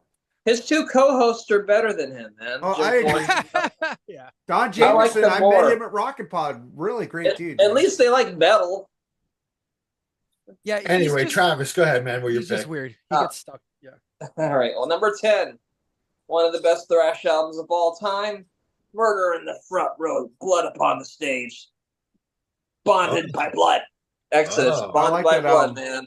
The title album. track, I remember when I first heard that, man. I thought at that time, man, this is some evil shit. And I love it. And you got the title track. You got Piranha, my favorite Exodus song. And then there were Strike of the Beast. Man, this is just thrash metal great. Number 10, best- Exodus, It's the Bonded best by Blood. Exodus album, man. Yeah. He Exodus. I got what- into that the last 2 years, and I like Exodus a lot. They're really good. Yeah, It's- one I- of the bands They're that kick-ass, man. one of the Yeah. bands that absolutely has claim to needing to be in the big four. Like I can't even them and like Death Angel to me are the two biggest crimes to be left out of that. And I understand why they were because they So weren't you would nearly take as possible. Anthrax out like Jerry, right? Nope. Absolutely. In a heartbeat. No, I would. Honestly, I honestly don't know who I would take out. I would take out Slayer, of course. Of course you would. But- Yeah. Thank you. but at the same time, I'm not one of these haters that forsakes facts. And the facts are Slayer is one of the big four. Like there's just no, as much as I despise them and think that they're literally the luckiest band or the luckiest musicians next to Vince Neil in rock history, in rock and metal Vince history. Neil, cool. Vince Neil made good solo albums. Did you just say Vince Neil rules? No, he made Vince good Neil- solo albums. I He say made good Vince solo- Neil rules He the did. buffet. That's He all did. he rules. Okay. Well, he did until Barely now. rules. Are you kidding You- me? When you- you find me you- one video of him sounding great live, You say Vince Neil, I raise you Sammy Hagar. Fuck you. Sammy Hagar's way better than Vince Neil. Stop. But I'm saying, no, I'm Sammy. saying as far as Oh, luckiest here we musicians. go. Sammy Hagar's If Here not. we go. he never got put in Van Halen, nobody would ever Woo! talk about him today. That's not Hey, true. I was a Sammy Hagar not fan true. before he was in Van Uh-oh. Halen. Oh, that is patently untrue. When he Dude, I joined was Van listening Halen, to he was I this Can't big. Drive He'd 55. be opening up for VOA. Rick Spring. He'd be opening up for Rick Springfield. Oh. today. Danny Oh, Hampton. man. Okay. Ah. Yes. Okay, listen, I agree. Okay, listen, let's backtrack a little bit. Christ. Let's backtrack a little bit here. Sammy Hagar, is he lucky? No. Is he good? Yes. Was he lucky to be in Van Halen? Just Yes. like David Lee Roth, who would literally be sucking dick for fucking like something for any kind of food right now if he wasn't in Van fucking Halen. Okay, so we really want to Hey. go down this road. The lucky But David, without David Lee Roth, I'm gonna be fucking devil's advocate. There would be no Van Halen. He pushed those brothers to get Oh, out there, dude. you He can't pushed be- them. They Gene were Simmons fucking would've- doing Gene cover Simmons would have shit. exploited that shit. What are you kidding me? Gene Simmons discovered Eddie Van Halen before David Lee They Roth didn't did. fucking- He would have exploited Gene the Simmons shit out of didn't do him. Shit with that. Of course he didn't because he was David told Lee not Roth to. got them to PA. He Oh. fucking pushed them Oh, out there. dear. He even said Did you he just even say said got him a Mammoth is PA? dumb. Just call it Van Halen. He told him to call the band Van Halen. Oh Sorry, my folks. god! Once we start, you said Sammy Hagar. So I just want to finish this thought. Go Sammy ahead. Hagar has classic, iconic tunes to his own credit that has nothing to do with Van Halen. And he Agreed. did it before Van Halen. So therefore, I have a hard time believing he'd be playing a dive bar down the road opening for Rick fucking Springfield when he had songs of his own. Now, would he be a nostalgia act today like he is anyway? Absolutely. Would he be up on stage with Joe Satriani and Jason Bonham right now if it wasn't for Van Halen? Probably not. But he was in Montrose, which is a legendary band. He Hey, has his Van own- Halen was influenced by Montrose. he has his own iconic music to his own credit that has nothing to do with Eddie Van Halen. And he's a phenomenal musician and performer on his own right. To compare him to Vince Neil, who even on his own first album was off key. If he didn't have blonde hair and wasn't in the right place at the right time, Or he'd be Steve bagging Stevens. he'd be bagging groceries on the Sunset Strip right fucking now. Okay. or worse. Why'd you bring Steve Stevens in? He's awesome. Steve Stevens. Well, because rules. Steve Stevens was his guitar player. That's on his true. first Okay. solo Steve Stevens album. is the reason that album was any good. I agree You with just you on rested that. the case. I Him and agree Vicky with Fox you were on the that. only reasons Oh. to listen to that album. Well, Tommy Shaw and Jack Blade singing background vocals on some of those songs too. So, Whatever. The Well, point that is just that took a left turn. Anyway, my number 10. anyway, back to the point at hand. Exodus should have been a big 6. I think that's the point. The point is I couldn't remove any one of those big 4 bands from the thrash, but I could add 2 more, and that would have been Death Angel and Exodus. I agree with you on that. All right, Joe. See how I brought it round? Yeah, it's already been talked about. Allied forces, so we're just gonna Triumph. move along. Move along. All right, awesome, man. Mark. So I'm Number on 10. number 10, 10. right? I'm Yep. going to pick Metallica and Justice for All. You know, I got into Metallica around this time, but it was from the Kill 'Em All album because my friend put that in my CD player, and I go, oh, fuck, I heard Hit the Lights and became a Metallica fan. And then fucking this album came out, and I saw, like, the first time I saw them was the one video. You know, this is fucking awesome. And then I didn't know that fucking Jason was muted on bass until like 20 years later. I thought I didn't know that shit. I had no idea, but now I go back and listen to it. And I go, God damn, they fucking put him. Is he in the mix? But I still love this album. Dyer's Eve and Justice for All, Blackened. Fucking one of the Harvester of greatest. Sorrow, man. Dude, every song on there is good. There's Yeah, not a true. bad song on this album. Oh. That reminds me of fucking Wizard of Oz. Whoa, I think we Supposed flat to. out ripped it off. it's supposed to supposed be to. Wizard of Oz, man. It was. I had no idea. They're not that haphazard to be like, wow, this sounds familiar. Let's run with it. All right, I- when Justice for All is my number 10, man. I hate To Live Is to Die. Fuck that song. That's the last Chris Burton song, man. Come on. I don't give a rat's ass. That Well, song's part of it- Harvester part of of it was. Sorrow owns my fucking soul. Harvester Fucking of Sorrow rules. Harvester of rules. Sorrow is just so fucking. Oh, it's Fucking such a good rules. song. They previewed that when I saw them on Monster Rock. Monsters of Rock before- tour, yep. That's a Yeah, great they- song, man. they Dyer's did. Eve, Great Ends of Sanity. Hell yeah, love it. All right, that's I it, got a Mark. thrash You album good? coming up That's it. next, so I'm excited about All it. right, man. My number 10 was on my list yesterday, actually, it was this band's 9th album, ironically, and my favorite album by this band. I'm going with Thin Lizzy, Black Rose. That's a good album.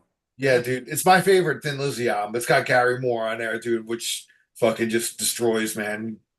And Do Anything You Want, Waiting for an Alibi, Sarah, the fucking last track, man, Royce and Dub, the Legend of the Rock Legend, Black Rose. Gary Moore just fucking is awesome in there. It's a 9-track album, man, so it's had to be on here. So it's my number 10, Thin Lizzy, Black Rose. To me, it's my favorite Thin Lizzy album, It's which so is ironically their 9th album as well. So It's so interesting because like I don't know why. Like sometimes you know how you have like knowledge gaps, like you know a lot of stuff, but then all of a sudden like this one thing. For the longest time, I thought Thin Lizzy was a trio.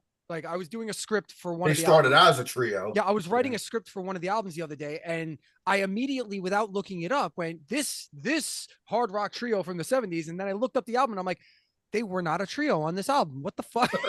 I'm like, when did that happen? And I think I automatically assume that if your bassist sings, you're a trio. King's X. Damn it, Geddy Lee. Rush. Oh, we got Rush in here. There you go. So Motorhead. I mean, that's just like I just No, Geddy assumed Lee. it. So it was my blind spot. I was like, wow, they're not a trio.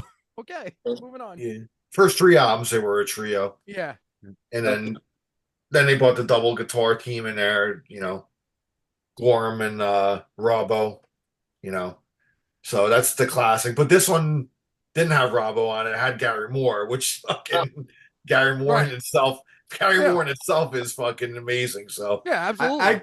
I got into Yeah, that's Gary awesome. Moore with his blues. Like I still got the blues for you. That's the first album I ever heard that he played on. but he was metal. He was hard rock. Fucking Yeah, Corridors of I know. I Power, went back and Victim of the like Future. we did a review on his Skid Row album. That's an amazing album too. Go check out that original. yeah, Skid Row. album. Yeah, And Great shit, man. the book I just pulled out from Pop Off, The Sun Goes Down. Check that out. It's a great read.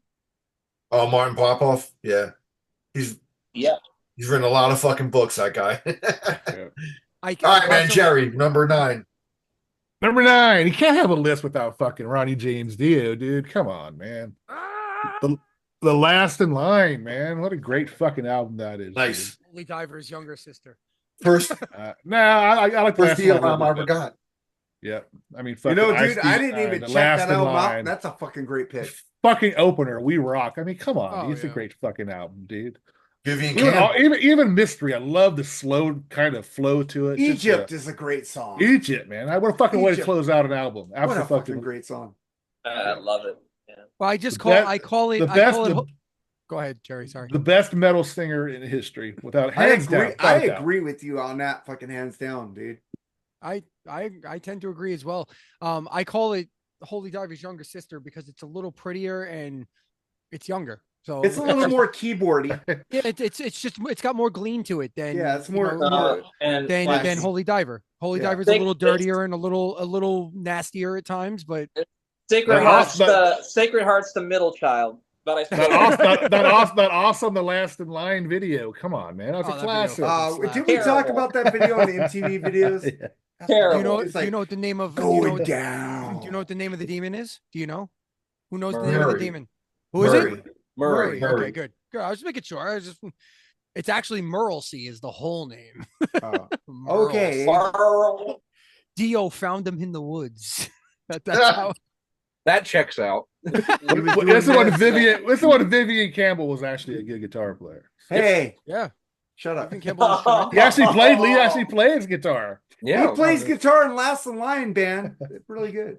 Well, it's Dio stuff. Well, no, they made 3 albums. Yeah, I know that, Just but- sounds like Dio. Vivian Campbell. Vivian Campbell has mailed it in the majority of his career. Yeah, he Well, lost. because he made that Def Leppard money. So he, yeah, I he get lost it. his. Yeah, he lost his cock when he joined Def Leppard. Yeah. Hey, Yeah, but his I- bank, I- account, his I- bank account got bigger. I don't know if he lost his cock. I'm just gonna say he mailed it in. Like he's the athlete. He's the Deshaun Watson of rock. Got fucking paid I though. like He got his money and Yeah, that he was got it. paid, He's yeah. like, fuck it. I like Diamond Star Halos as Oh, that album Joseph sucks. and We know. We Jerry. know. Yeah, And we I like did some of the. review. I like his look. I like his Def Leppard stuff. I like his White Snake output. I don't dislike him. Yeah, me too. I love Whitesnake. He just didn't He do didn't do shit. anything in White But he didn't Snake. do was anything in only White Well, Snake. review. He he's didn't toured play with them, but Yeah, whatever. It doesn't matter. I still like those songs. But he whatever. didn't play on any Made White them look Snake good. albums. He was just in the videos because the guy left. He made more them on look good. Whitesnake later, by the way. Oh, The White good. Snake story is All right, hilarious. Chris, man, you go. Next. All right, thrash. Yeah. So my album is a 1997 thrash album that is like Metallica's and Justice for All on fucking crack, speed, and all the drugs. It is none other than City by Strapping Young Lad. Oh What God, band. You cannot get more fucking brutal. one of the In my ugliest opinion. motherfuckers in rock and roll, right there. Oh, I Devin fucking Townsend, love this bro. band. Back Devin Townsend with the skullet back in the day. I never Well, seen like, him. he was like half bald, wasn't he? And just had Yeah, kind of like the the skull, back. buddy, I saw yeah, him. Skull it. baby. There you go. He had the I skullet. saw him And then- live when he did the Sex and Religion tour with Oh fucking my Steve god, Vai, I dude. wish, dude. And Shut up. nobody Yes, I knew. know this. I know Nobody this. who knew who the fuck he was, bro. Yeah, you but posted neither. this online and you were like, I was at this show. I'm like, fuck you. It's the only time I've ever hated you, Al. I gotta be honest. Thank you. because- There were two shows- I accomplished something good. Yeah. There were two shows in this world. There were two shows in this life that I wish. Oh yeah, he had a skull. He had a Yeah. Like, Yeah, It was like, long. It like, was long like- too. Let's like, fucking Yeah, one of the, long. like one of the bad guys from Death Wish 2. Yes. My daughter loves As that band. As a matter of fact, the dude with the skullet on Metalocalypse is based on Devin Townsend's skullet.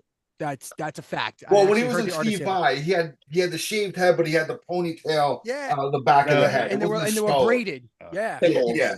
He developed the skull like later on. So but yeah, I remember that show, man. Like, and he played guitar, like he was playing along with Steve Vai, and he was an incredible player, dude. Man. And I remember him like fucking diving into the crowd, and he was just nuts, bro. You know, and that's when he was really young. So he was There are two bands from that time period that I wish I was like more into. Like I wish we had the internet. In other words, because that band, Vi, that show, Yeah, I couldn't see yeah. that. I just couldn't see that. I think it was at an older club actually, and I was a teenager. And then Z, Dweezil Zappa and Ahmed Zappa's band. Those were the two like things that I wish I could just jump in a time machine. And I saw them too. And see them. Fuck off. Al But sees now I'm mad at everything. you Al again. sees Fuck off. everything, dude. Al's Al- seen everybody and has pictures to prove He has it. pictures Al's and the- the no, set dude, list. Al's like, look, me and my brother talk about this all the time. He's a Right? musical savant there, man. So I'm gonna guess my brother's about Al's age. My brother's 8 years older than me, so he'll be 55 next year. I'm 52. Okay, so and you grew up? Were you from New York, Long Island, New area? Jersey. New Okay, Jersey. So we're The on New Long York Island. City, the New York City area. Right. So we're on Long Island, and my brother used to always talk about this guy until I was old enough to show. And it's not Al. This is not some kind of weird reveal. Like, and it's Al Horta. No, but Al, but Al is the guy. It's like, I don't know if you've ever seen Scott Pilgrim versus the World. Yeah. The guy Como who knows everybody. That's who he is. Al's the guy hits at every fucking show.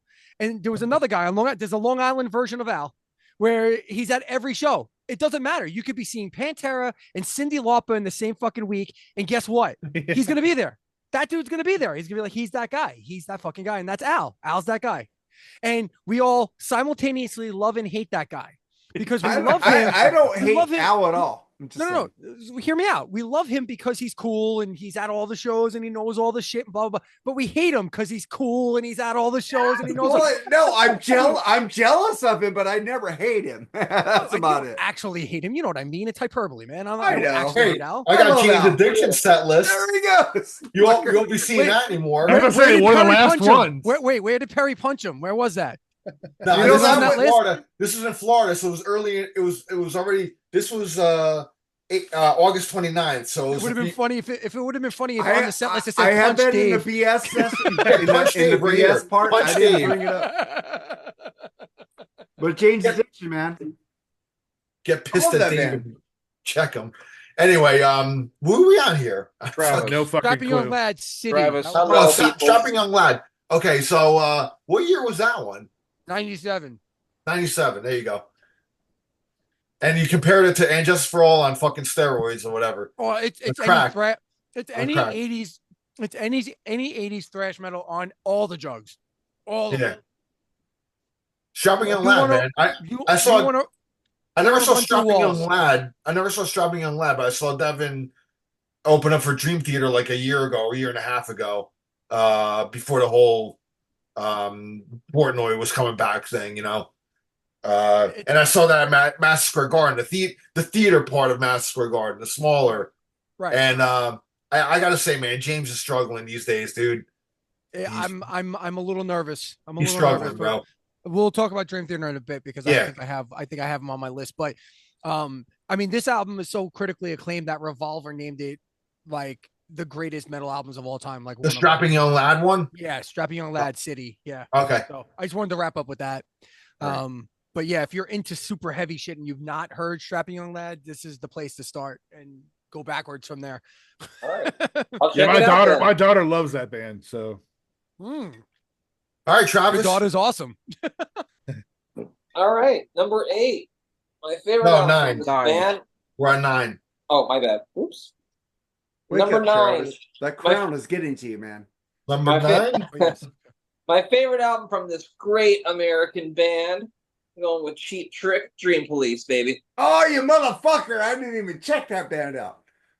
Fuck. The Great title album. track, Beyond Classic. The writing on the wall is amazing. Gonna Raise Hell has that good, cool little disco beat in the middle of the song. Love that. Way of the World. Why Need did you Your put Love. disco in that? Tonight. Man, what a killer album from a great band, Cheap Trick. Yeah. Wonderful band. People That's don't right, like baby. people don't like Cheap Trick like Oasis. Okay. Suck it, Liam. you just had to make a dig, didn't you, Mark? Okay, You just had I terrific. to. had to. Yeah, I had to because that's dumb. Well, Robin Zander sucks, man. Yeah, Hey, yeah, Robin you know, Zander really Yeah, sucks. fuck 'em. Yeah, fuck Yeah. Robin Zander. Joe, go ahead, man. all right. So, of course, one of my all-time favorite bands, local legends, Kicks with their debut Kicks. album. I knew you were going to pick that one. I saw that actually, Gavin 9. I saw that knew too. Joe Yep. was going to pick that. I mean, Atomic Bombs, Heartache, Poison, The Itch, Kicks Are for Kids. Yeah, the kid and yeah. I mean, just amazing tracks on this album. I grew up on this album, so I like it more than a lot of people do. Um, One of my favorite Kicks albums. Absolutely love them. Actually, Tuesday, this past Tuesday was a year since their last show, so I can't believe it's already been a year. Yeah. It's been a year already, huh? Yeah, so I love that band. the local Baltimore radio station actually just played this whole album on Tuesday night to celebrate the 1 year. See, I haven't seen everybody because I never saw them. That's true. I've never That's seen true. him either. And I've seen them 10 times. So Think hard, Al. You might have. Think really hard. I'm sure Hey you did. man, Well, Blow I My think Fuse it- just I- had I- an anniversary, and No, Christopher I told the Schilling story. says they suck. I told this story before. I had tickets to see him like 2 or 3 times, and all the times Right. Yeah. somehow it got canceled or something was came me up with and I me. couldn't go. So I just after the last time I was like, I'm destined not to see this fucking band, dude. You know. Well, the last time was because what's his name, the drummer had a heart attack. Jimmy had his heart attack. Yeah, so that show got canceled in Starland Ballroom in New Jersey, you know, and I had tickets. I was set to see them, and I was like, fucking, you know, I'm glad he lived, and I'm, you know, if it wasn't for what's his name, the bass player, like, he Yeah, would've Mark. died, Yeah. you know, so Yeah, Anyway, I mean, good. that was me with Maiden, man. Like I missed out on Maiden on 5, 6, 7 different occasions where I had tickets in hand. yeah, And for whatever reason, I got sick or something like, and then finally 2016, I saw them and I wasn't even trying to go see them. I was going to see Coheed open for them and I got an interview spot with Coheed and Cambria. So I got free tickets. I didn't even have to I wasn't even planning on trying to That's see Maiden. awesome. And I wound up, yeah, it was so cool the way it happened. So yeah. But I get that. There's just some bands that you're destined not to see. Like, Yeah. Mine was Tom Petty and Heartbreakers. I had so many opportunities to see Tom live. I saw and- them 7 times, so Yeah. fuck. mine was Yeah. Prince. Honestly, I had like 4 or 5 opportunities to see Prince. Oh, I and never got to a see chance. Prince, dude. I love Prince. I lived right down the road in San Jose, like I think it was like the year before he died. It was like 2014 or 2013. He did like a 3-week residency at HP Pavilion in San Jose. I could have walked there, but I was broke at the time, so I couldn't afford it. all right, Mark, go ahead, brother. All right, Bummer. man. This is Everybody this is got a fired. this is a Bummer. running thing on Freeform. We got to move along, bro, because this show's gonna take fucking. I'm 3 going, man. I'm going. I'm not man. talking anymore. So let's have a party. There's a full moon in the sky. It's the hour of the wolf, and I don't want to die. What? Fucking Oingo Boingo, Dead Dance No. Party, bitches. Yeah. I fucking love that album. All right, Al, Stay Al, with what's your number 9? science. Fucking the title track. This is a fucking perfect, but alternative, fucking weird ass album. Dead Dance that- Party, dude, Oingo Boingo. Of course, You know Oingo what, Mark? Boingo went on my list. I knew you were going to pick that. That's why I didn't pick it. Oh fuck you! You don't like fucking Oingo Dude, Boingo, so fuck Dude, the that, fuck that up. band, That's that some- band lost me at Oi. Okay. You know you can fuck off, That- Chris. that- Tag music, man.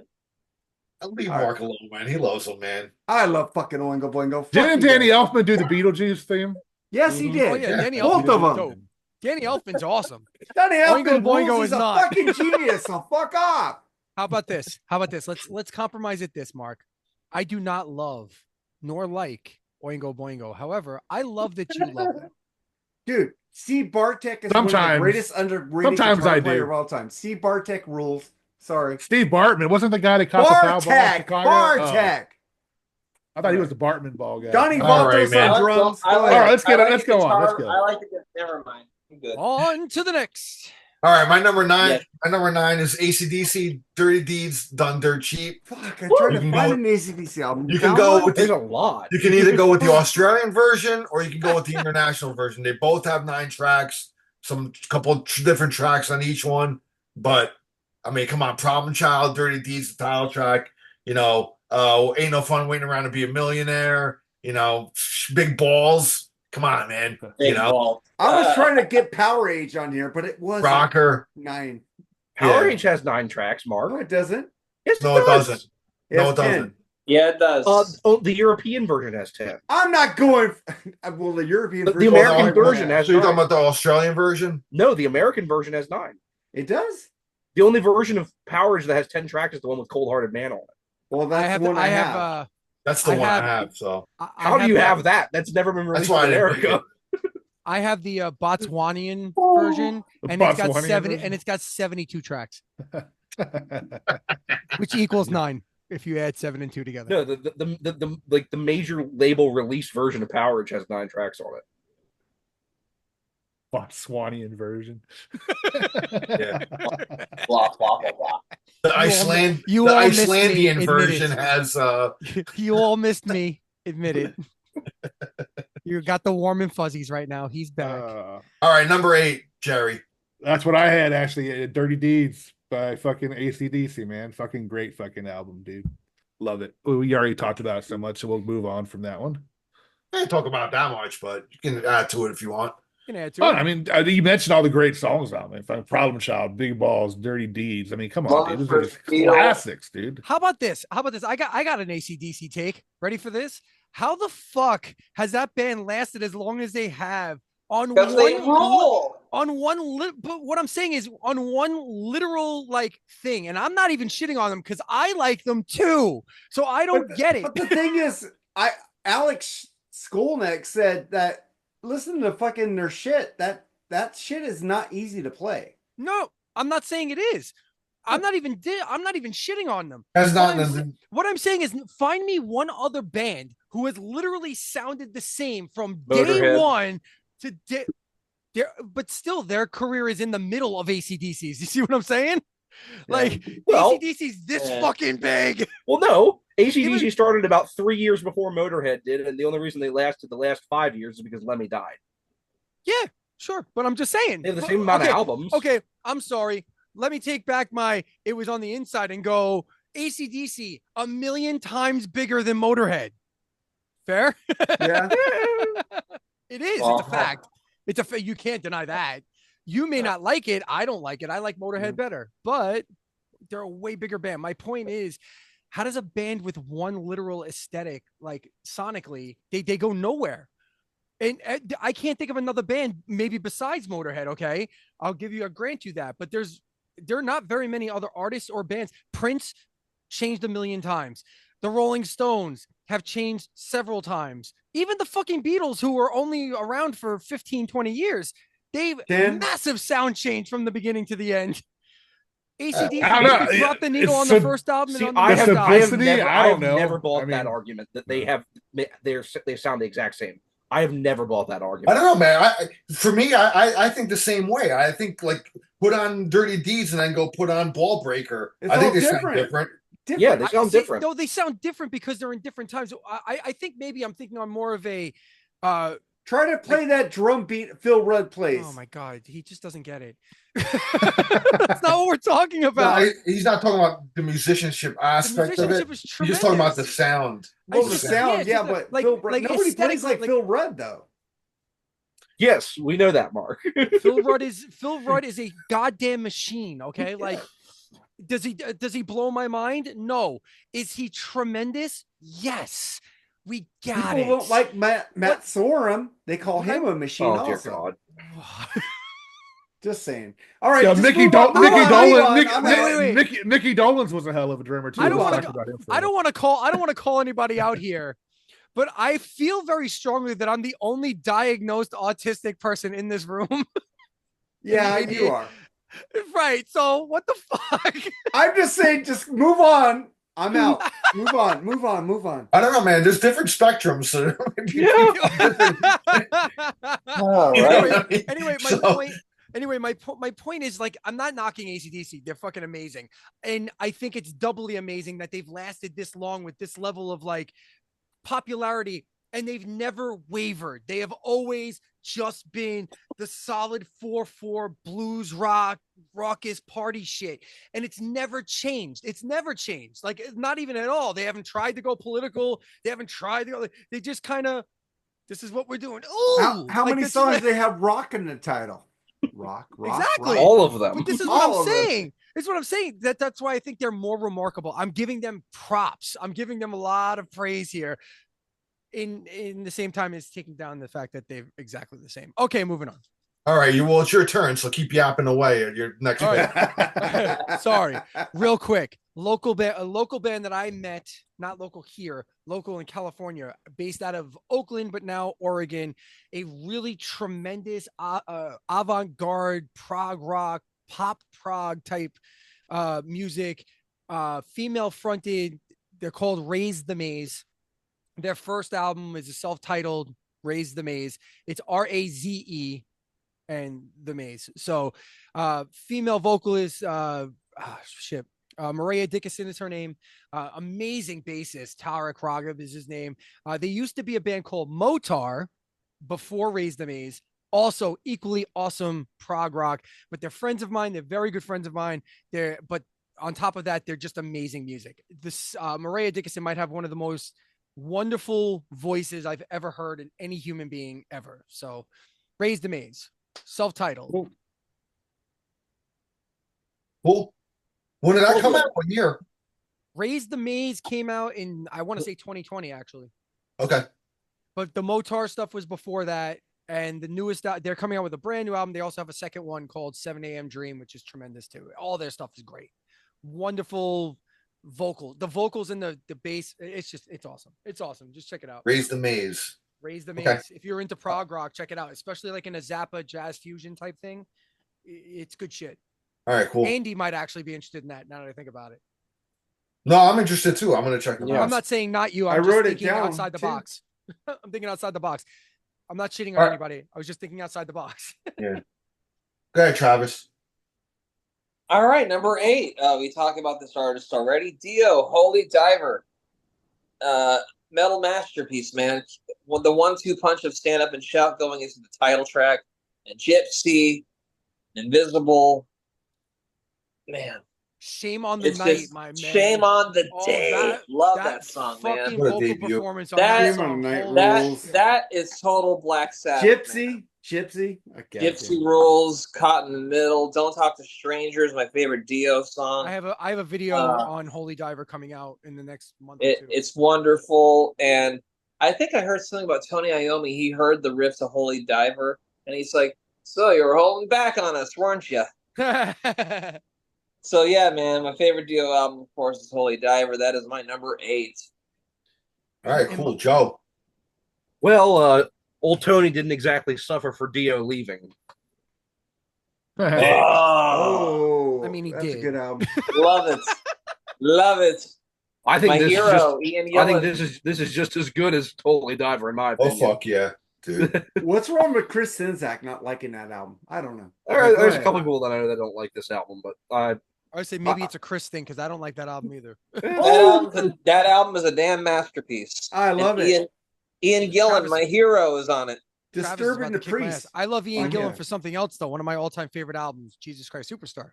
great album. Oh, Great I thought you were album. going to say Deep Purple, but all right. Love that album. No, I love Deep Purple too, but Jesus Christ Superstar, I was raised on that shit. Anyway, That new Same- Deep Purple same album here. rules, by the way. Check Back it to It out. Black does Sabbath, rule. I though. love that back to album. Black Sabbath though. Yeah, no, that's all I had to say. Just keep going. Back All right, to cool. Slack Babbitt. Fantastic album. Love it. All right, Mark. Number I'm 8. gonna go with Armored Saint. Win hands down. Armored Nice, Saint, hell yeah! nice. I'm gonna see them soon. Fucking album rules. John Bush rules. I'm sorry, Joey Belladonna, but he's my favorite singer in Anthrax. And I love Yep. Armored Saint, and I love Joey too. But fuck, that album just fucking it just fucking pummels you. Fucking from the title track all the way down. The fucking album is just fucking amazing. Win hands down, Armored Saint. Great one. Cool. All right, man. My number 8, and I could have picked. There was like 3 albums from this band I could have picked, but I'm gonna go with the debut Zeppelin album. Oh, yeah.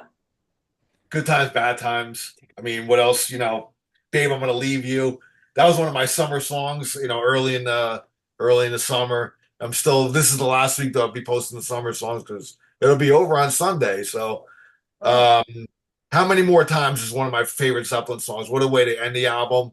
I love that song. So, yeah, 9 tracks, and I know a lot of them are rewritten blues songs. They made them better. But Jimmy Page made them fucking better. Yes, they You know, did. it's funny because I just I was building a room about a month and a half ago, and I hadn't listened. I don't listen to albums as much anymore. So it was the first time I actually had a friend of mine who was a fan of Led Zeppelin. He's like, yeah, let's listen to the first Led Zeppelin. So we listened to the first 2 Led Zeppelin albums like in a row. And I haven't listened through the first Zeppelin album in a long time. Yeah. And it strikes me how much better Led Zeppelin 2 is than the first album. Man, I love that first album, man. Because to me, it's great.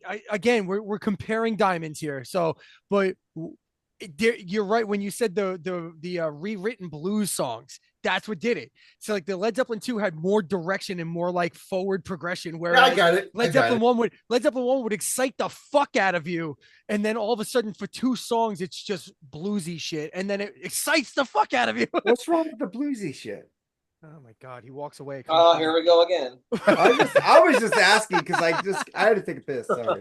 Don't walk away next time, Mark. Anyway, one more thing before we move on. I just wanted to congratulate Al on his subscription base, man. Oh, 3,000 subs, dude. That's Thank you, awesome, man. Congrats, brother. It's worth praise. Thank you. I appreciate it, man. Yeah. It's like got by laziness, so. So that means all you know is if you put like any effort into it, you might actually make 6,000 or 10. Yeah, there right? you go. I mean, I feel the same way. Like I got to get on the Redbeard, doing my minute. I love those minute reviews you do. Yeah, they're coming back. Thank you for that, and they're coming back. Third season starts early to mid October. I just had to update my computer, crashed and died. Like literally, that's what happened. I have a backlog of stuff that is just waiting to come out, and it just couldn't until today. I set this up. I set this whole thing up. So I appreciate it, Chris. Thank you, man. We'll be back. Thank you Absolutely, man. Yeah, We gotta Chris support each other. rules. Well, we do quick thoughts on Freeform. I'm the only one who does that. I know. Yeah, well, do you? I don't like him as much, though. I'm just kidding. I'm joking. Thoughts. Mark, it's like I'm driving to work and I think of shit to talk about. Mark, it's different. Your minute quick thoughts take a minute, and my minute videos take an hour. So it's true. Mine is timed. I gotta hurry up to fucking get those thoughts your shit, out. man. Hey, everybody does their own thing. Look, all this has to do is reflect your personality, right? That's how you sell these things. So Al goes to concerts. So what does he do on his channel? He mostly puts up concerts. I am an autistic nerd with a dearth of knowledge. Yeah, you put on all these fucking bells and whistles. Right. That any normal human being not married to me would never listen to all at once. So I have to parcel it out 10 minutes at a time on YouTube. And that's what I do. And that's what I do. And Mark, what you do is you talk shit. That's what you do. So that's what you do in your quick thought. You talk shit. That's what you do. I'm not putting it down. It's what you do. Chris, you have a fucking amazing narration voice, by the way, dude. Oh, I want you to know that. I appreciate it. He does. He's like Morgan Freeman. On crack. Yeah, exactly. like an autistic crackhead version of Morgan Freeman. Hi, how are you? Or fucking Samuel L. Jackson if he said motherfucker more. like in other words, Morgan Freeman narrates a book version of Shawshank Redemption. It takes 10 glorious hours. I do it 3.5 flat. Where are we? All right, Jerry, let's go. Is it my turn again? Yeah, number 8. Yes, welcome back. 7, 8. He's 7. 7. I'm sorry, 7. I just did my number 8, so you go 7. It's all, yeah, that's right. Yeah. Of course. Peace of mind, though. It's peace of mind, though. I'm sorry, wrong one. Yeah. Peace of mind. That's not 9 tracks. I thought I grabbed the peace of mind one, but I grabbed the wrong one. But that was one of the badasses album covers of all time. But fucking Die With Your Boots On, man. One of my favorite Maiden songs, man. Revelations, man. Still Life. Just great. That's one of my favorite songs by them. Man, great. Revelation is my favorite Iron Maiden Where song, Eagles Dare. Even Fly to Icarus. It's, oh, God, yeah. Radio friendly type song. Steve Harris hates that Americans love that song. So hey, I'm just going to say that was on an honorable mention, so I don't have to bring that up later. And you know what? Yeah. Fuck it. I love Quest for Fire. I do too. I love Quest for Fire. But fuck the haters, man. That's I mean, is it as good as the albums that Sandwich shit? No, but it's still a great album, though, man. I mean, To Tame a Land. Oh my god, that song is so good. I mean, The Trooper. I mean, we forgot about that. It's a great fucking tune, dude. The Trooper. Wait, what's Sun that and song? Steel. I'm wearing Maiden right here, bitch. What's that song? I might have heard that one. Sun and Steel, man. Yeah, I love that whole album. That whole album is rules. Yeah, I mean, great pick, Jerry. And by the way, I'm actually kind of curious to see how that tour is going to go next year that they announced today. Nothing but from I'd go. But the they already beginning have all a the tour way. going right now because October 8th they're playing the 4th. Yeah, Well, they, it's they announced 2025. European dates. Yeah, they're Yeah. playing like this shit here, but Yeah. Dude, I tried to buy tickets for 2 shows yesterday. Fucking ticket prices are out of control. yeah, those Oh, they Iron are. Maiden tickets were $250. What the bucks. fuck? I said, I fuck tried that to buy shit. I tried to buy tickets for Deftones and Mars Volta. I'm sorry. Like $150, like forever away. Oh my Mars god. Volta is cool, but And- Deftones, yeah, enjoy and then that. I tried to get tickets for Sasanta 2.0. Oh yeah, the Primus and There you go. That's better. And same thing, $185 for like the back of the order. Get the fuck. Are you? Hey, Ticketmaster gives you a payment plan now. Oh fuck that. Yeah, You I gotta need take a one. loan. I gotta take a loan out to see a concert for fuck's sake. Oh my god.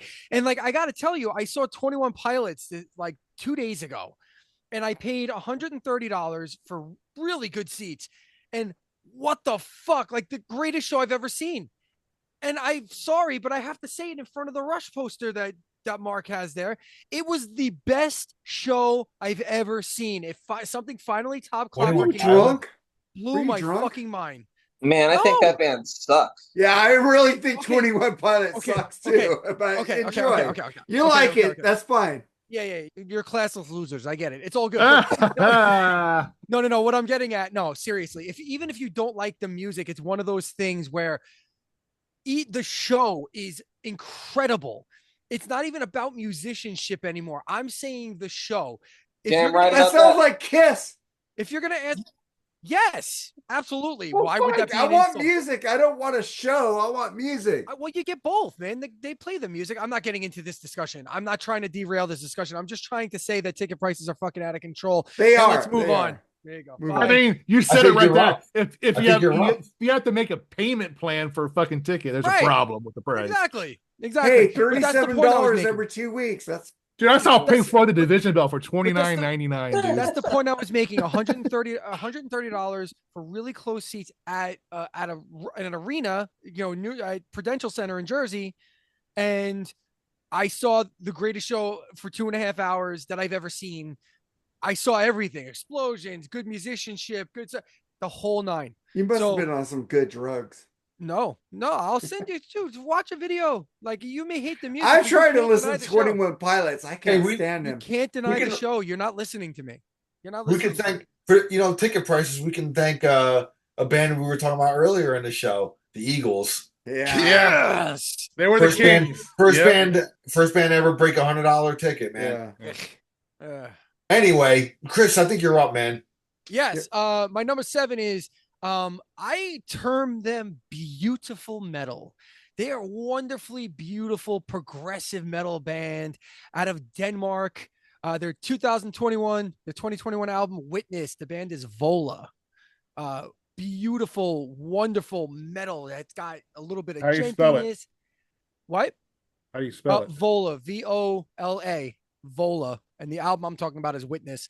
But great. The singer is beautiful voice, wonderful. I've seen this band live 3 times. They're so tight. They're so good. They're progressive without being off-putting. They're heavy without being ostracizing. Like they're just. Vola is like if you could ever package a current metal band and try and sell them to like popular people, like to like the Taylor Swift crowd and say, Oh, fuck her. here's the pop version of this heavy version of metal, not like hair metal. It's like heavy stuff, but it doesn't sound. I can't explain it. If you've never heard Vola, just go check it out, honestly, because it's just great melodies, awesomely heavy, very good rhythmic stuff. It's just great. Vola's the best, like one of the best new metal bands to come out in quite some time. All right, And Travis. the album's man. Witness, and there's 9 tracks. All right, number 7. A lot of people will go to this guy's first 2 albums as their favorite, but man, "Bark at the Moon" from Ozzy Osbourne just does something for me different. I love Randy Rhoads. He's my favorite guitarist that Ozzy had, but man, I don't know. Something about "Bark the Moon" just kind of grabs me a little more. The title track, one of the best metal songs of all time.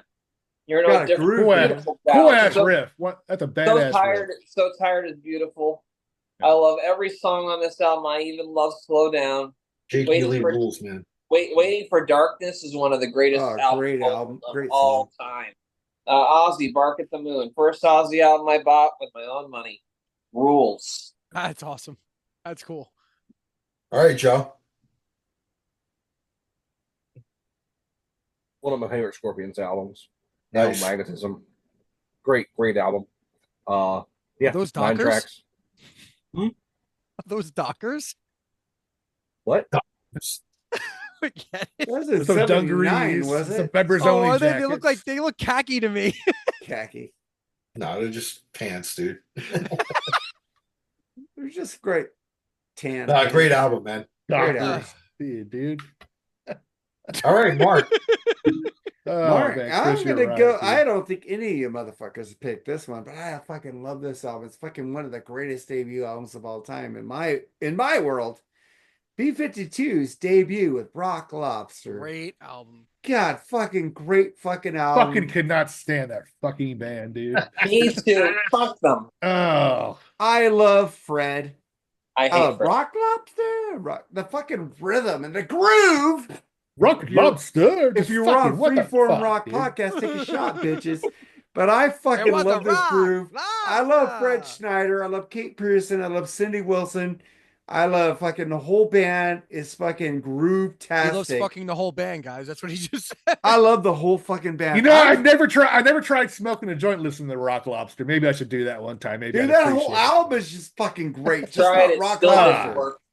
It's just one of the greatest debuts of all, like the Talking Heads. Full crack, I don't know bro. about all Better. time. Just slow down. Fucking love this fucking Speed bumps. REM's Speed bumps, debut baby. album too. Murmur is fucking great too. That's a Well, great fucking album. Absolutely. I'll fucking take fucking B-52s. I love that fucking album. I love Fred. Cool. Shiny, happy people. I love that song. So fuck off.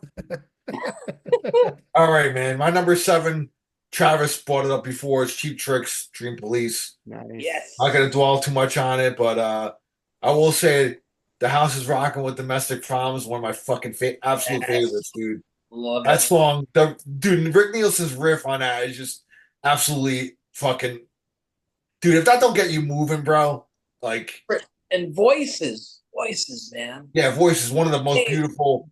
But you know, Robin Zander sucks, so let's just move on. Yeah, Robin Yeah. Zander sucked Fucking got compared low, to like dude. that guy. All right, number 6, Jerry. Because Number 6. better. Gerardo. But I mean, I got Kiss Dynasty, man. Love that fucking album, man. Great fucking tunes on it, man. The best singer in Kiss has got his best song, Dirty Living, on it. Love that fucking song, dude. Peter Criss. What a voice, dude. Fucking love it, dude. 3 Ace songs. I mean, fucking A, dude. What a great album that was. You got That's a Gene's, good album, love it. but fuck. And- fuck you got Peter Gene's Criss. X-Ray Eyes. You got No, his and fucking I love how they, charisma. You got it's fucking loaded with great fucking tunes. Not a bad song. I mean, even Paul's "I Sure Know Something." What a great song that was, awesome dude. song. I Even though they call this the disco album, like to me, "Save Your Love" might be one of the heaviest Kiss songs. Yeah. That's Like, my, that that's song my just probably my favorite slams. song on the album, man.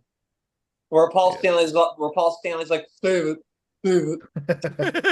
It's like it's the first Kiss album. You don't know who the fuck played what on it, but yeah, but it's a great album. Oh, I know who played. Oh, Ace's solo on Save Your Love is fucking Oh yeah, unbelievable. It's great. No, and the way I it pumps like at that the end, album. da, da, da, da, I'm not a that was, huge Kiss- that was basically Anton Fig, I think, all the way through that one. Yeah, Save it was. your Except Dirty love. Living. Yeah, But Super you Dirty. can't- Save you your can't love, I use don't my- want it. You Save it can't. for some- yeah. You can't like my opinion on Kiss because I like Crazy Nights. So there you Yep. go.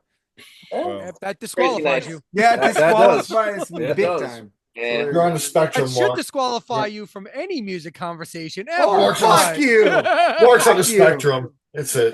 That should get you a ride on the short bus. Just I will automatically. say that Me Sure and Knows Nate Something- and Chris Sinzak Oh. agree on that album. So there you go. Magic you Touch- know what? Magic Touch. Hey, yeah, you know Magic- what? Magic Let Touch. Helmet- Guys, Hey, listen, man. Hold on. Guys, Magic Touch is the song that made Paul Stanley lose his voice because he did that song live every night on his solo tour. Everybody And he has re- their faults. He did that song so much. He even said his voices, couldn't handle mean that the song. Come on, 2008 My tour? Way rules, man. Yeah, You mean the the Live to 2008 Win best tour. vocals The ever. Live to Win tour. That Yeah. was the last tour where his voice was really good, and then something Yeah. happened after that tour, man. Yeah. Yeah, Because I saw him on that tour, and he sounded great. It was great. Yeah. But Yeah. he's- I heard the live album, but Yeah. 'cause I was in Turn Glasgow, on so- the night. Oh, turn off that song. Can't wait. Can't wait any longer. All right, man. Moving on. Where we going now? Jerry, right? I No, did he just went. Dynasty. He just did Dynasty. Dynasty. Okay, we're Chris. All Go ahead. right, sing it with me if you know it. Among the living, Anthrax. Follow Me or Yes. Die. Nobody knows. Among the Living, Anthrax. That's got 9 tracks on it. It has 9 Yeah. tracks on it. All right. Yes, I would have indeed. picked that. That's a and great album. it's where the Anthrax lore really begins. When with Caught in a Mosh and Indians was their first like breakout. I Am the Law, which is about Judge Dredd, fucking great song. NFL, Eno Kid Fessin.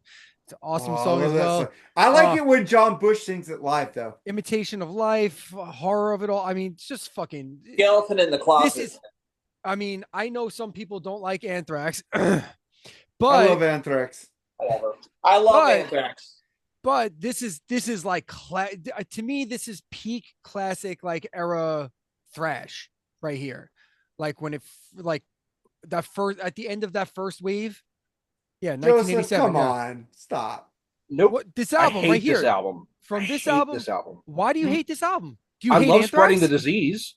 I love Spreading That's the my Disease. I love favorite. the first That's album. my favorite Yo. Joey Belladonna album. But the Among the Which? Living. Spreading or Among the Living? Spreading Disease. Oh, okay. Actually, my favorite probably Joey thing that Joey's on is probably the Armed and Dangerous EP. Yeah. But That's Spreading great, yeah. Disease is my Spreading favorite. Disease is The a great reason- album. the But reason I why like I- Persistence of Time. well, Yeah, yeah. I like that album no, a they're lot. all Hate that amazing. album.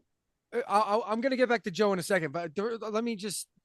The reason why I say this is peak of that, like, because like if you look at music and like trends, they go in waves, right?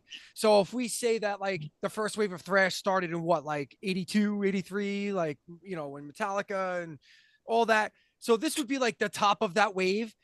This and State of Euphoria, when these are the songs that you point to. Like if you ask anybody about like 80s thrash, you're going to hear Caught in a Mosh, or you're going to hear, one of the Metallica songs or whatever.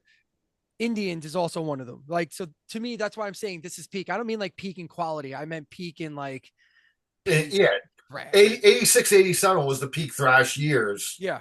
Where everybody like put out like probably their best selling albums and shit. Yeah. But so- Joe, you were saying, I want to know why. So you like Spreading the Disease, but you don't like, did it just get less hard? Like, less, No, I just don't like the songs. just the songs are, so There's the a couple style didn't songs. change, but There's a couple songs that I do like on the Living, but overall, I'm and not a fan of the rest of the you- album. You dislike everything going forward, or just Among the Living?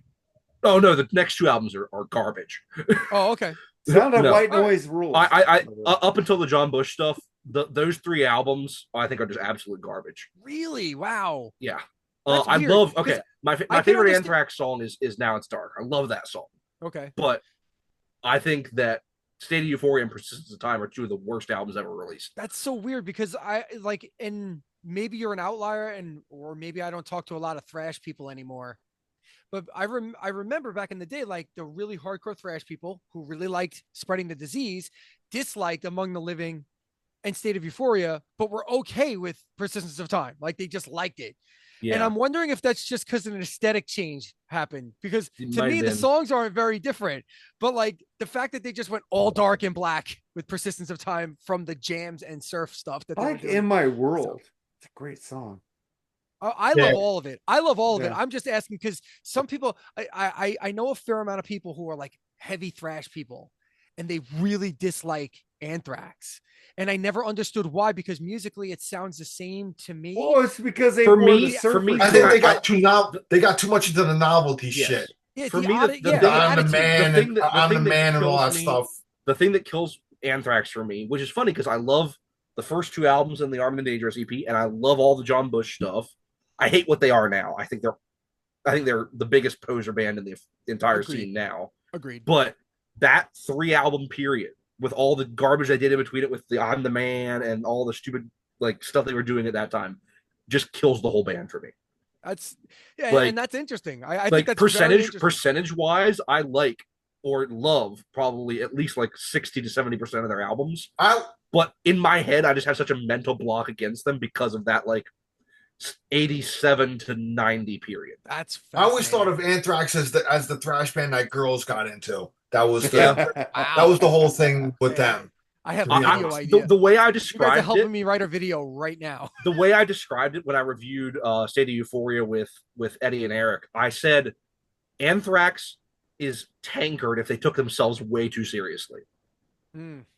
Because if you're going to compare the big four of American thrash to the big four of German thrash, tankard is like clearly the we're the fun band, like we're writing songs about food. Sure. Yeah. But Anthrax is tankard if they took themselves way too seriously and wrote songs about social change. Because if you listen to like Okay, Love I on gotta the go get Living my and roommate. State And of I'll be right back. Euphoria, like there's way too many songs about like we're trying to make the world a better place, man. Okay, just go back to rapping.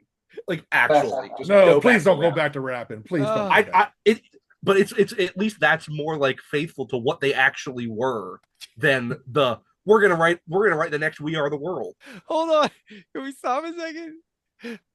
When Mark gets back, can everybody please? The dog. When Mark gets back, can everybody just like be quiet but move your mouth? Oh no.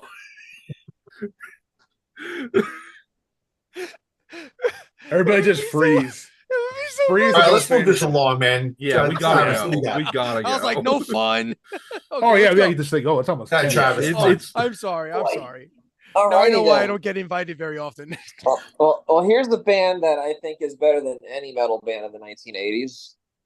And my favorite album from King Diamond, of course, is Abigail. That's my number 6.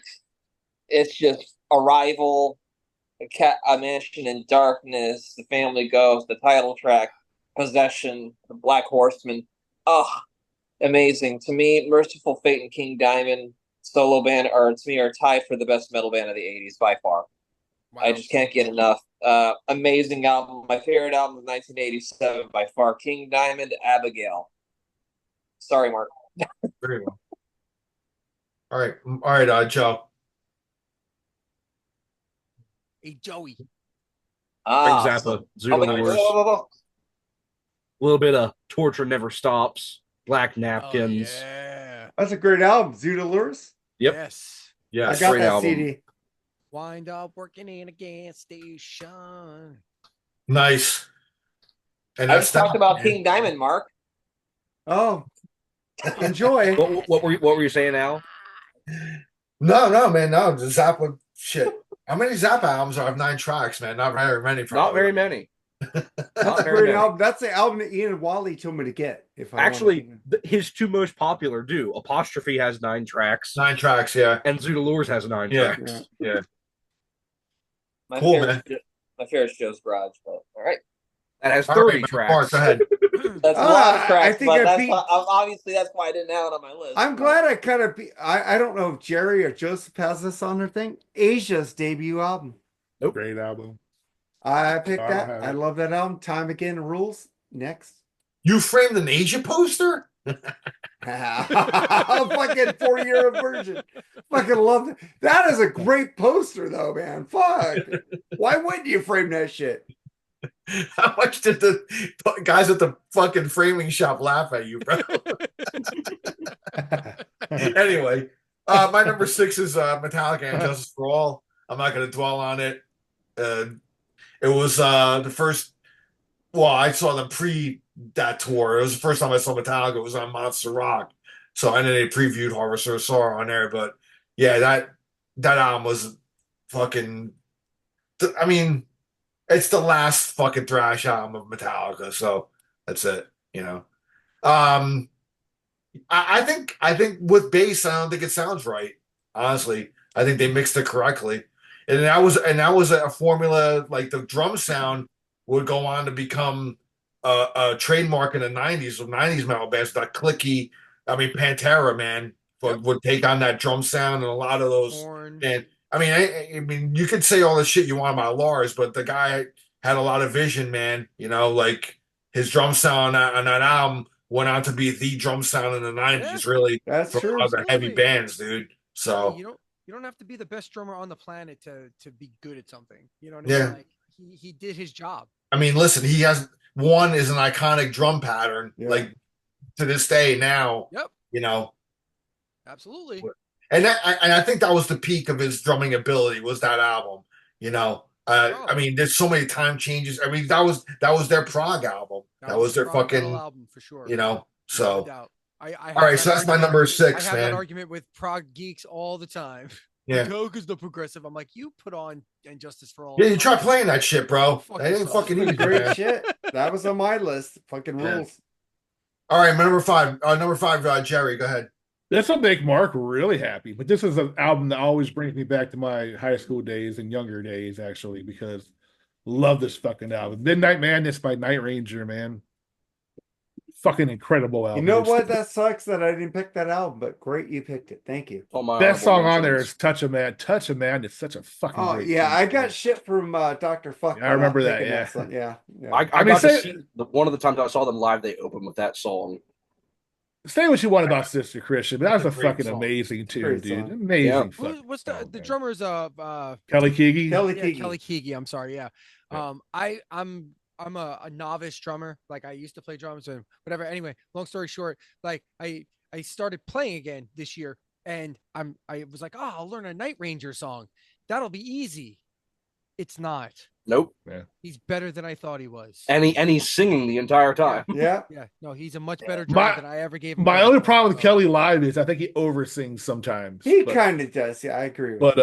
No, what was the song? Oh, when you close your eyes, I was like, oh, A this is great a slow song. song. Yeah. That's a hard drum beat. There's some Yeah. wonky shit in there, and I'm like, what? I What? think Penny Oh, is a fucking great drum beat. He's too, a very man. unorthodox drummer, and I think that's why Yeah. I think it's one of those things. It's like playing even like a Striper song because Robert Yeah. Sweet is such a Well, like a yeah, Robert kind of Sweet is unorthodox Oh, man. weird, drummer. Yeah, Yeah, Robert, not- I was not going to a bring that Ranger. up with on that. Kelly Keegan's drumming on Dawn Patrol was fucking outstanding. yeah. It was Night Ranger amazing. is The such a- song Night Ranger. Yeah. Ooh. And Jeff Watson and Oh man, he's my favorite member of Gillis, Night man, Ranger, he's man. Love awesome. Jeff. Yeah, you're a dick. I love me some Night Ranger. Dude, I love acoustic guitar, dude, and Jeff Watson he wrote amazing tracks on acoustic, dude. He I love out-fucking some me. Night Ranger. Like let him run and goodbye. His acoustic playing on that is just fucking amazing, dude. I love it. agree. But anyway, that's my number 5, Night Ranger, Midnight Madness. All right, Chris, go ahead, brother. My number 5 is the other Styx album that has 9 songs and is actually, upon further review, probably the corniest album in the catalog, and that would be Cornerstone. A great album. Yeah. Yeah, I like that album. Yeah, we but reviewed that on you know, Frequent. but I actually have an interesting thing maybe you want to do, and I'll jump on it if you want. If you do an album versus an album, 9 versus 9, Kilroy versus Cornerstone, which one That'd is be cornier? a good fuck. Which one is cornier? I think you'll find that Cornerstone probably wins going away.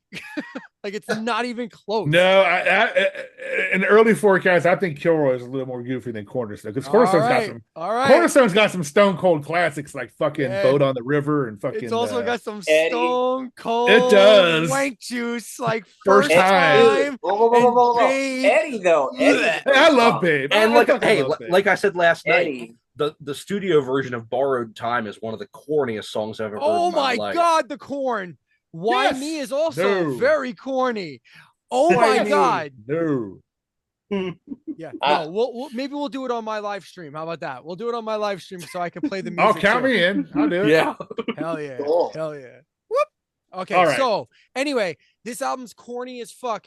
However, it is actually one of my very favorite albums of all time for nostalgia reasons and just for the song Lights and the song Love in the Midnight to Oh, bookend this great. Love and Midnight cornerstone. rules. Those like Two fucking amazing Tommy Shaw songs. Everything else in the middle is okay. I mean, Boat on the River is great. Never Say Never is corny as shit. Babe is corny as shit. I love Why Me Babe. is corny as I shit. love Why Me. This is a corn fest. This is a field in the middle of Pennsylvania. Why is Why Me corny? I'm curious. That's a good tune, dude. What do you think's corny I about it? agree with that also, He got Jerry. so upset he froze.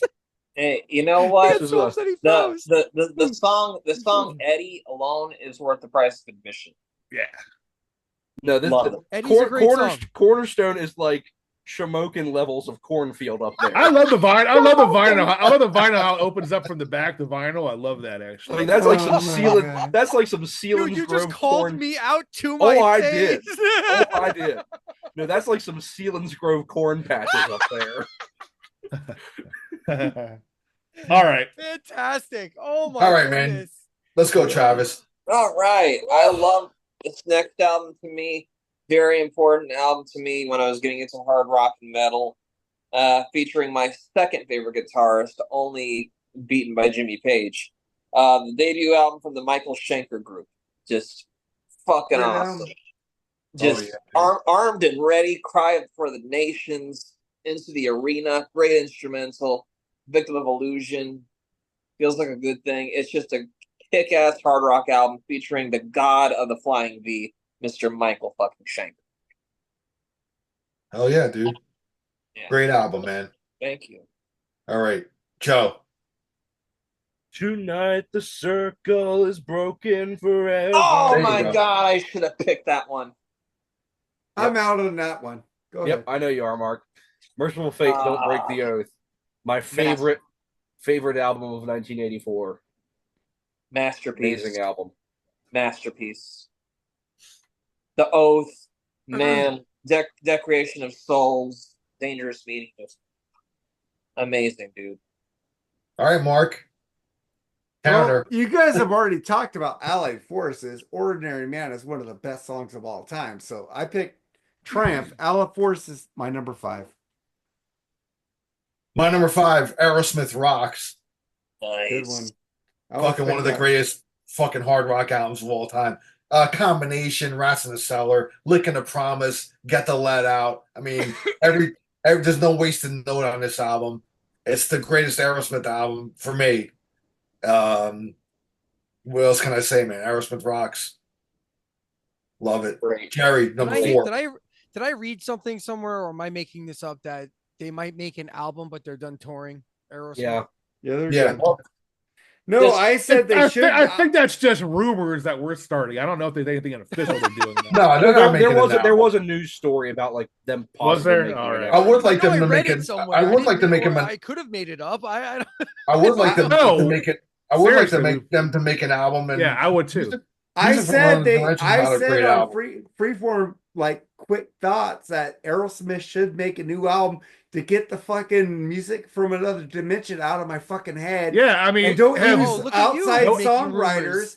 And Yeah, fucking they shouldn't end on that one. just do what Yeah. Brad Whitford said. Let's get it in the studio and write Get ourselves. Jack Douglas, of course. yeah, just do some coke. You gotta have Joey Kramer back in the band too. Eddie Yeah. Canastracci agreed. It's got to be with all me. 5 It was original just guys, man. Yeah. all 5 writing the fucking tunes. Fuck those other fucking them sit in a outside room. songwriters. Holly Knight, Being old doesn't mean Desmond shit if you're in a Child. room.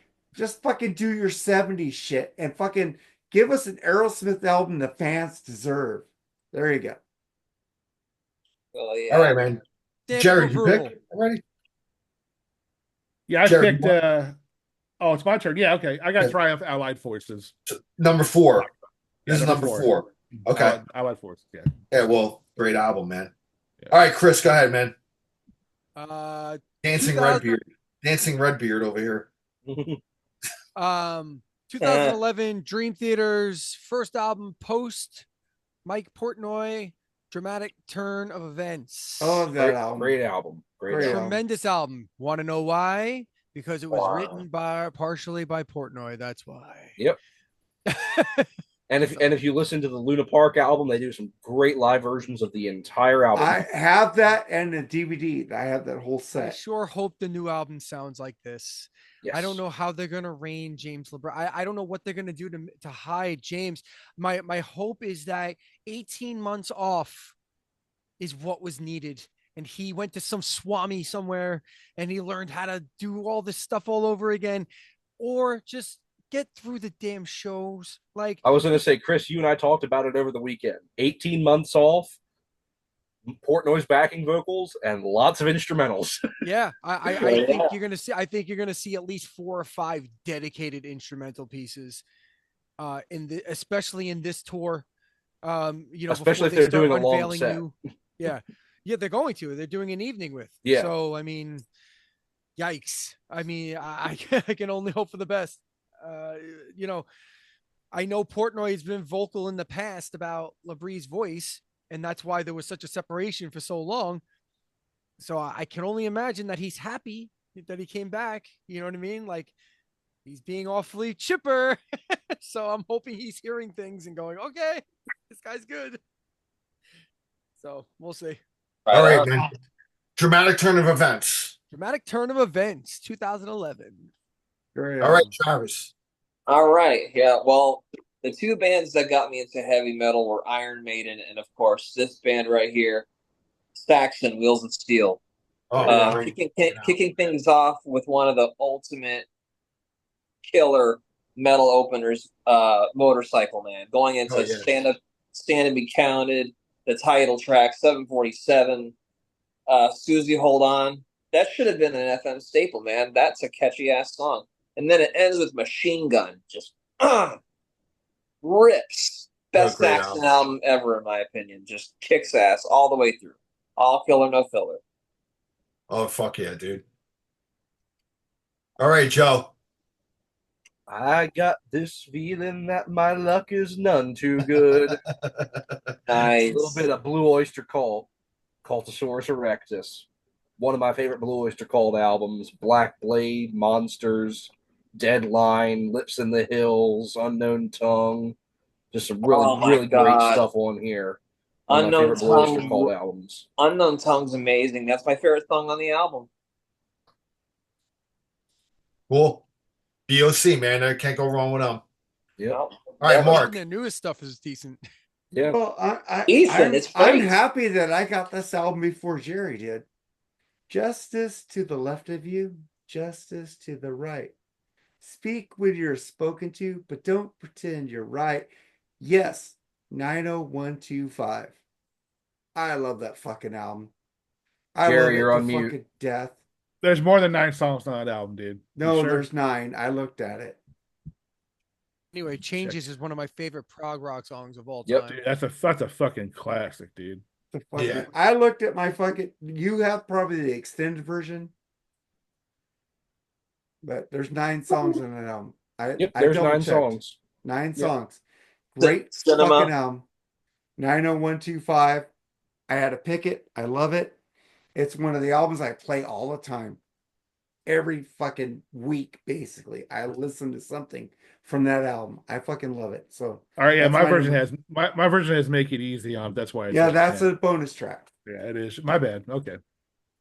All right, man. My number 4. Joe, you can hold it up again. "Born Again" by Black Sabbath. Yeah, dude. I mean, I remember going to a friend of mine's house, and all I ever knew was like the Ozzy stuff. I didn't even like know the Dio shit till later on. But my friend had that cassette tape of "Born Again" with the Devil Baby on it. And I'm like, what the fuck is this, dude? You know?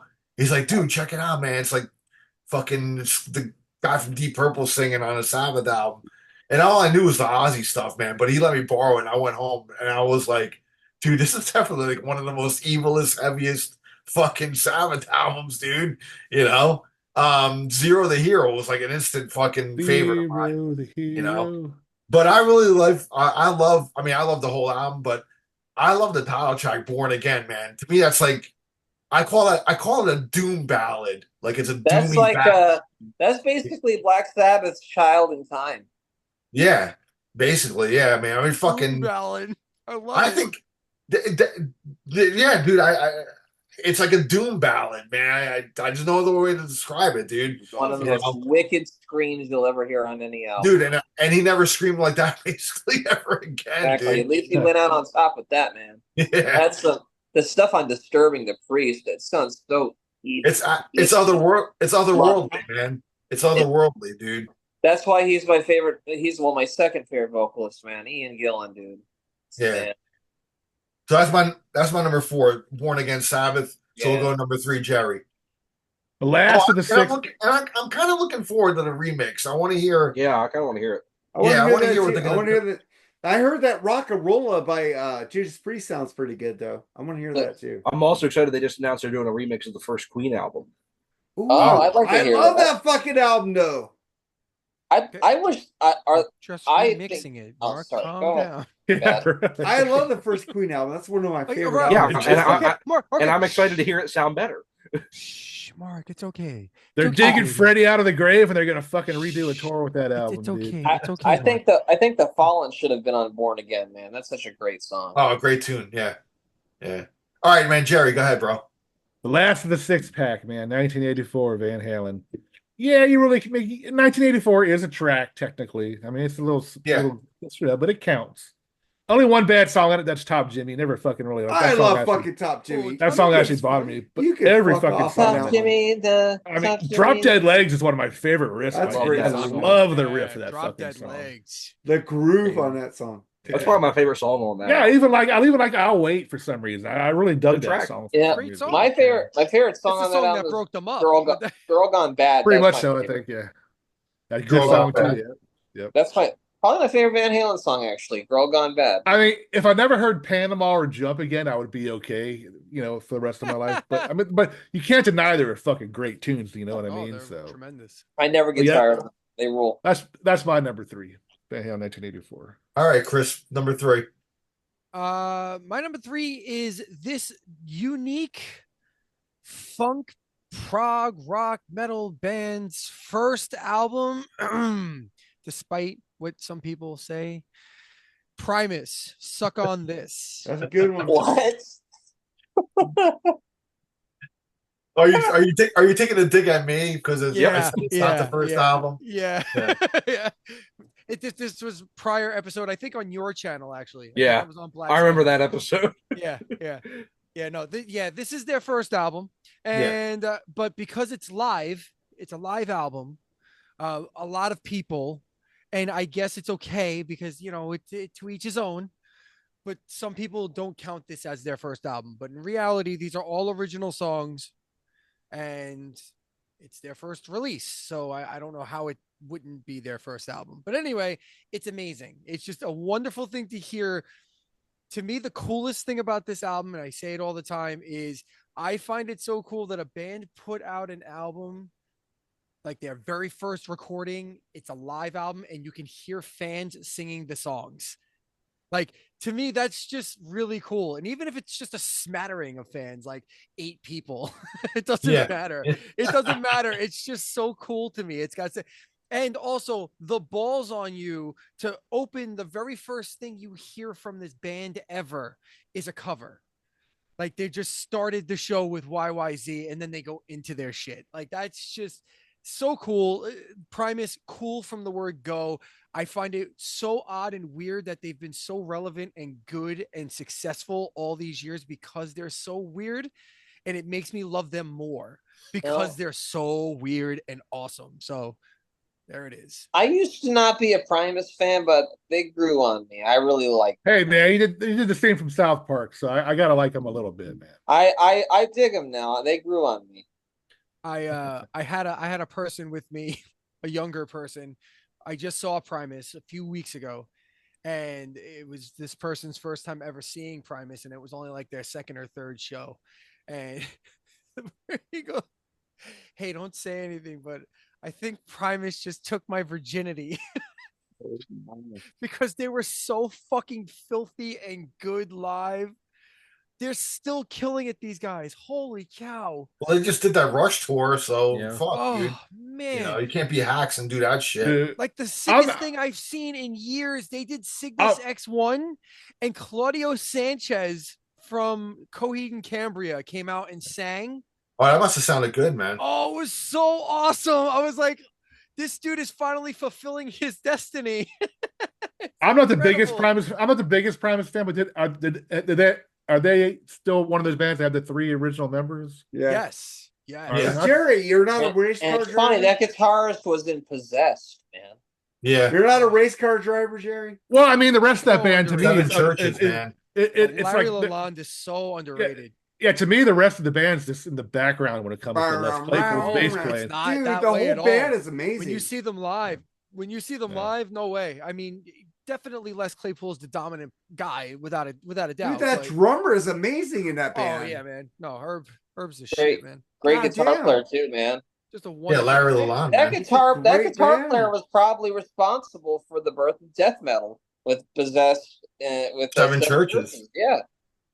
Yep. So you Oh yeah, No, and he's a huge about Zappa fan on top of that. So pretty it. Yeah, much. no. They talked about it at the show. Like Les was making a joke about how Larry, basically created death metal and black. Wait, we're not gonna do that here. He's like, we're not gonna do that here. I'm like, no, it will be none of that. He's like, we're gonna do Ram. Okay, where are we at, Al? yeah, we're gonna go. Travis. All right, number 3. A lot of people already mentioned this album. It's a fantastic album, Triumph Allied Forces. That's the only album we've all agreed on. Another all killer no filler album. The thing about Magic Power, man, I don't care what mood I'm in. If I'm in the most sourest of moods, I put that song on, man, and I just feel uplifted. They were a very uplifting band. Hold on, Magic Power. That's true. Magic Power is a Never perfect surrender. song. Ordinary Man. Fight with the that good fight. Fight the good fight. Just kick ass, man. Say goodbye. Fight the good fight. It's just an amazing album, man. The second best band from Canada. Fucking Triumph. I think When the Lights Go Down is one of the best songs of all time. That's just me. I love Triumph to death. Because that explains like a show, like when lights go down, we're ready to light the fuse. Mike Levine and Gilmore don't get enough credit for that. They band. don't. Awesome. They're both fucking great. And people, check out the new Freeform Rock episode, man. Triumph, Thunder 7, right? There you go. That's the freaking crown. Sorry. All right, Joe. Alrighty. Well, I just have one question for everybody. Have you seen Junior's grades? Woo! A little bit of women and children first. I mean, I thought I saw Jesus there for a second. Man. Yeah, I was gonna say I was a little. What was that? Yeah, Blinding Light Show. And The Cradle Will Rock. Everybody wants some Fools, Romeo Motherfucker. Delight. Take Your Whiskey Home. One of my favorite Van Halen songs. Right on. Whiskey is my drink. In a simple rhyme. What a great way to close this album out. That's a great closer, man. Women and Children freaking First is Lost great in too. Control. Lost Lost Control. What's that? Lost Control. Hey, I might be talking about this album later. All right, number 3 then, Mark. Go ahead. Well, that isn't this album, but I'm gonna go for my favorite Aerosmith album, Draw the Line. What? You got Kings and Queens, you got fucking the title track, you got Milk Cow Blues. I love this fucking album. I think it's one of the hardest Aerosmith albums of all time. And it's before they went fucking really crazy. It's right when they were getting drugged out. I think this is one of their best. This is my favorite Aerosmith album. Draw the Line. 9 songs, great fucking album. Draw the Line and Kings and Queens just fucking make this album. Oh yeah, dude. I'm not a big fan of draw the Line is one of the fucking another great fucking riff, man. Like yeah, banger. Kings and Queens and Guillotines, man. Come on. I'm not a fan of Bright Light Fright. Oh, I love that song. Joe Perry should stay away from the mic. I like it. Okay, my number 3. My favorite Judas Priest album, Stay in Class. Great. Yeah. Exciter. Come on, with fucking opener like that, bro. Like, the title track, Stay in Class, White Hot, Red Heat, Saints in Hell, Savage, and the greatest. To me, it's the Stairway to Heaven of heavy metal, Beyond the Realms of Death. That's amazing, dude. You know Invader. what I mean? And Invader. I think Metallica would take the template of Beyond the Realms of Death and write Fade to Black with that. Which is to me the Stairway to Heaven of thrash. So that's my opinion anyway. So anyway, number 3, Judas Priest, Stay in Class. We'll go number 2, Jerry. And wait, One thing I want to say about Beyond the Realms of Death, that riff, the da da da da da, kind of sounds like Feel Like Making Love from Bad Company. Da da I know. There you go. Yeah, just much darker. That's all. All right, Jerry, number 2. Yeah, I'll add this band to any list I can if it's possible. I mean, I'll mention that I carry the flag of this band proudly, and I fucking do. They You are do. fucking awesome. You do. The very first show I did on Freeform, actually. Metal fucking Church, Blessing in Disguise, baby. Yeah. Oh, look what I have. I got Look at that, man. I was going through them early. I didn't get them just for this. But you actually did 90215 as a guest. 90125. Yeah, you did Yeah, that my as a first guest. as a host. But dude, I said Ronnie James Dio was my favorite metal singer, but Mike Howell was my second favorite metal singer, dude. Rest in peace, dude. That guy had an amazing metal voice, dude. And Metal Church has been a band, like I say it all the time, it's had fucking some of the best singers, Ronnie Monroe, fucking David Wayne, and Mark Lopes right now. Just outstanding fucking musicianship this band's had all through its career. And if I had to take Anthrax out, I would put them up there. I know people wouldn't agree with that. They would think Exodus, bands like that would be a Metal little bit Church better. a thrash band? Man, just listen to Beyond the Black, man. Listen to the Human Are they Factor. thrash? I wouldn't consider. Yeah. Oh, absolutely. Metal Church? Yeah. Well, don't Yeah, talk about okay. the human factor. We're doing that. on Mike Freeform. Mike Vanderhoof has like the fastest hand picking I've ever heard, man. Oh, dude. Yeah, he's definitely thrash, man. I have to go back. All right. But yeah, that's my number I'll be 2. I haven't listened to Metal Church in years, so I'm Yeah, listen to Ton of Bricks, Chris. Just check out their I'll new it one, out. Congregation Yeah, of the new one's Annihilation. Check out amazing. their Yeah, new no, one. I'll go back and check it out. I haven't revisited a band like that in a very long time. So Hey, we They did do- a they- review they on do have slow Congregation songs. of Annihilation on You've Freeform given Rock me some Podcast, so homework. check that out. They do have Give me slow some homework. songs too. But Yeah, they do. All right, I like Chris, the number homework. 2. My number 2 is one of my all-time, probably top 10. Yeah, right round 10 of all time. The great 52nd Street by Billy Joel. Oh, it's a Oh, great nice. one. I didn't even think of that Top- one. Top to bottom, this you got Zanzibar on here. My goodness, Liberty Well, you DeVito have to playing be a drums. big shot, Yeah, DJ. Big Shot, Honesty, My Life, 3 hits right in a row. Bang, bang, Right on. bang. And stiletto, very bluesy stuff. You even got super poppy stuff like Half a Mile Away. Got your jazz stuff with 52nd Street. Yeah, it's just and Zanzibar. Just a fucking great album. Just stacked. I agree. And prime Billy Joel, like just being whatever he wanted to do. I'm gonna Like, see him in October at the new Intuit Dome or the fucking. Is he done with Clippers play. done with his Madison Square Garden stuff? Yeah. Yeah. He is done with that? I'm gonna see him at the What a Intuit run. Dome. What a Yeah. fucking run that was. 10 years, man. Yeah, 10 holy years, dude. shit. Hey, but I get to see him in LA in October. awesome. Cool. Yeah, All right, I don't think he's calling it quits anytime soon. is he? No. No, he's No. still going, but he just ended the garden run, the whole Right. once a month thing. So Yeah. anyway, Travis, go ahead, number 2, bro. All right. So my favorite vocalist of all time is Ronnie James Dio, of course. But I my agree. second favorite vocalist of all time is Mr. David Coverdale. And I'm going with the Whitesnake 87 album. Great album. The American version kicks off with Crying in the Rain. Just the solo that John Sykes plays on that is just otherworldly. Of course, Sykes is awesome, man. Still the Night, one of the sexiest songs ever made. Bad Boys, Children of the Night. I love Is This Love? Sue me. Great album. It's just a great album. Don't Turn Away, Straight Through the Heart. It's just a killer album. My favorite Whitesnake album. It's their most popular, but man, it just slams. John Sykes, David Coverdale, Ainsley Dunbar.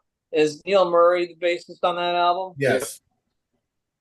Okay, Yes. perfect. Yeah, what a lineup, man. It just kicks ass. Ainsley Dunbar White is a Snake- fucking beast, man. He is the beast, and that album's perfect. It's amazing. So Whitesnake 87. All right, cool. Joe, number 2. Well, all I got to say is Robin Zander sucks. Fuck off. I love that. Anyway, Mark, go ahead, number 2, man. Number 2, another band besides Oingo Boingo I always like to talk about. Oh, What boy, is here it, we go. Jerry? Duran Duran. You got that. I knew you'd know that. Duran Duran, the debut album, dude. You got fucking If There's Something I Should Know, Planet Love that Earth, Girls on Film, Tel Aviv. It's a fucking perfect album. It's a good album. There are some good songs on that I album. love Yeah, Night it's a Boat. legit record, man. Night Boat, fucking great. Fucking, this is a fucking new wave. Fucking telling people, fucking, dude, HBO fucking had the Girls on Film when they had the fucking models Yeah, on fucking that was- yeah. naked. They were showing Yeah, the band version, right? Fucking the band version. Fucking loved the first debut album by Duran Duran. I love me some Duran Duran. I Great love me choice. some Duran Duran, dude. I saw them at the Hollywood Bowl a few years ago. My God, they put on a great show. Silent Le Bon is a fucking god. Have you I guys love him. reviewed? Have you guys reviewed Rio yet? I don't think so. I want thought to do you that. guys did. I want to do that with you guys. Let's do the Rio. I'm on If vacation. we did, that I'll week. do it again because I love that fucking album. Yeah, that's Yeah, I say, Oh, Jerry's on love vacation that. that week. Hey, The Chauffeur is my song. No, fuck Mark, you guys. you're You don't killing pick me, The Chauffeur dude. off that album. I All right. guess yeah. Actually, Rio has some good tunes on it too. I will. Oh, what the fuck? The Chauffeur rules. Okay, that's my number two. Those first 4 Duran Duran albums are solid. And then one of the albums recently, like in the past 5 years, is pretty good. Duran Duran. Invisible was great. Dude, they haven't released the Bad album, dude. No, Yes, in they the have. middle there. Yes, Yeah. they have. Not to me. All Well, right. you're a huge fan, so you're biased. I'm like a kiss tart here on Duran Duran. Yeah. I will. I'm admit that. a Kiss hard, but I admit they got some shitty albums. Well, yeah, I admit Kiss Tar has a lot of fucking shitty albums, but shit. I'm such a Kiss star. Just wait till you see my number one. I mean, litterbox Oh, shit. fuck. I mean, this. all right, that's my number two, Duran Duran debut album. All right. My number 2 is Ozzy, Blizzard of Oz. Good one. Randy Rhoads is one of my favorite guitar players of all time. He's one of my holy trinity, like I've always talked about. I'm more of a Diary of a Madman fan, but this has 9 tracks, so I don't even have to go through the tracks here, but No, you don't. it just fucking rules, man. I mean, if it wasn't for Randy, like, Ozzy would have been fucking would have been the talked about as, oh, remember that singer in Black Sabbath? I don't know. That's basically the I agree with you on that, Al, because Ozzy made it, man. yeah. Well, and All right. who's the writer? Bob Daisley. Bob Daisley. Without Bob Daisley, Well, if there it wasn't wouldn't for be him Ozzy. too, yeah. Yeah. If it wasn't for him Great. as well. Great bass player, by the way. Very Lee underrated. Kerslake too on drums. Yeah, Lee Kerslake. Great rhythm section, man. Yeah. All right. Damn. number one. Number 1. I rub Gary. your hands. I mean, come on, it's no doubt. That's such an fucking- Andy thing. It's the best debut album from the best band to ever fucking come out. I don't care if fucking Eddie Grant wrote songs on that album. Eddie Grant. Fucking Led Zeppelin's debut is fucking one of the best debut album ever in the history of fucking. Hey, see, Jerry agrees with me here, bro. Absolutely, like I said, I don't care if fucking Shania Twain wrote songs on that fucking album. It's still. Oh, no, I was actually Bob. What's that Now I guy's like name? Shania Twain, so there I we mean, go. seriously, I like Shania too. Don't get me, but I mean, come on, you can make the blues songs on it. Yeah, they are borrowed, but Mutt good times, Lange bad wrote all times, her good songs. good times, bad times, communication breakdown. I That's didn't- fucking I- early thrash. I didn't claim they were bad. I said we were comparing diamonds. That's all All I right, said. Your time is going to come. That's a good analogy, though, Chris. You're comparing 2 diamonds, so Yeah. I'm looking for an imperfection somewhere. Well, no, So I wasn't saying. A lot of people say that. Oh, they borrowed they did blah blah blah blah blah blah blah. the I Beatles wasn't- did all covers forever. I mean, stop. Exactly. Like, people need to relax. But anyway, that's my number one. Led Zeppelin. all right. Thank you, Jerry. Chris, thank you for validating it for me, Jerry. Mine comes from down under. Oi, In excess? Dynasty, Kiss. Oh, fuck. That ain't down under. I thought you were going to say Men at Work for a second. I thought you were No. going to say in excess. No, I was gonna because somebody I thought you mentioned were going to go for the Dynasty earlier. DC album or something. Because somebody mentioned Dynasty earlier. I was gonna go with Destroyer, but then I was like, you know what? I'm gonna go with Dynasty because it's a better album, and I don't want to talk about Destroyer ever again. So, I thought you had great expectations. it's Kiss Dynasty because Yeah. it's one of my favorite Kiss albums, and it's got 9 songs. and Rush doesn't have an album with 9 songs. So, Right? That sucks. So I had to go with my second favorite band. If they did, we would still be on number 3 with you guys talking about it right now. That's how far behind we would be. Yeah. Me, Chris, and Al would be talking about a 9-song Rush album. Oh god, that Rush album, that Rush show we did. Holy crap, that was a long one, man. Oh my god, dude. We didn't even give it the live albums. I thought that was still going on. Yeah. We never even got to the live albums. We didn't get the live albums on that Holy one. shit. What was that, like a 4-hour extravaganza? Oh, 4.5 yeah. hours. 4.5 hours. I Yeah, keep like telling 12, Andy 30, we something need like to that. do the live albums of that. I will take time off to do that episode.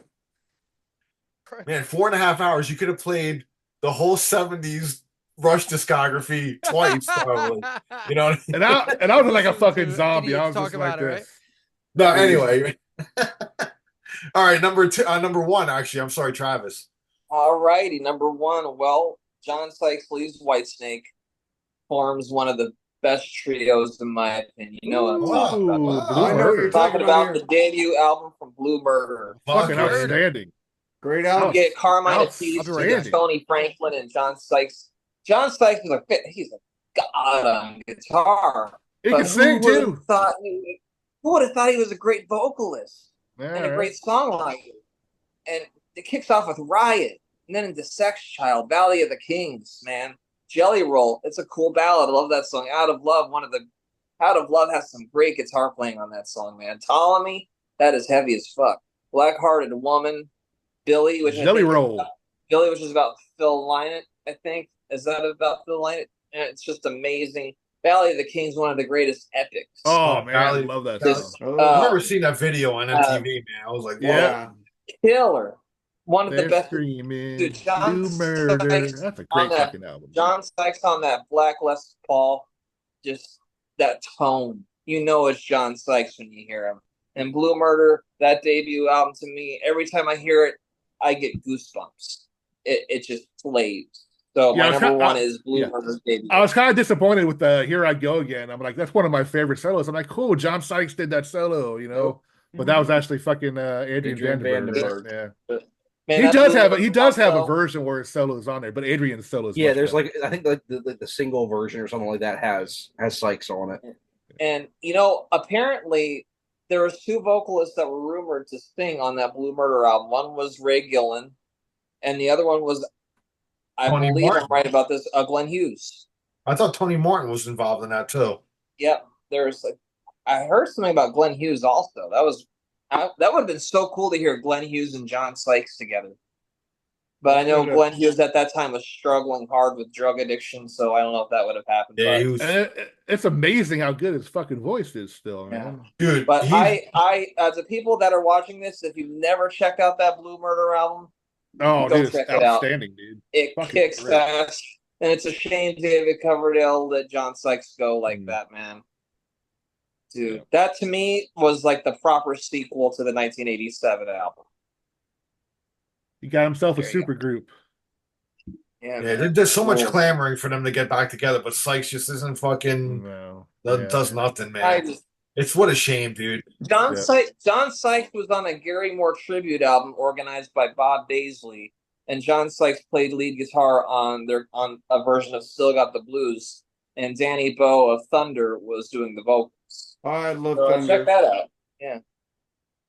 That's the That's a last band. I think that's a band that Al got me into. Actually, I wasn't too familiar with. it. Mhm. Thunder? What's that? Good band, Thunder. Thunder. Really? Long Yeah, time ago, Baxter you mentioned. Symphony. it. That's a great I album. talk about man. them all the time. I play them almost every I know you got weekend. upset that you're like, oh, I tell you all the time about them. There's Yeah, more to I've them. sent you so There's- many there's Thunder more to songs, them Jerry. than just Dirty Love.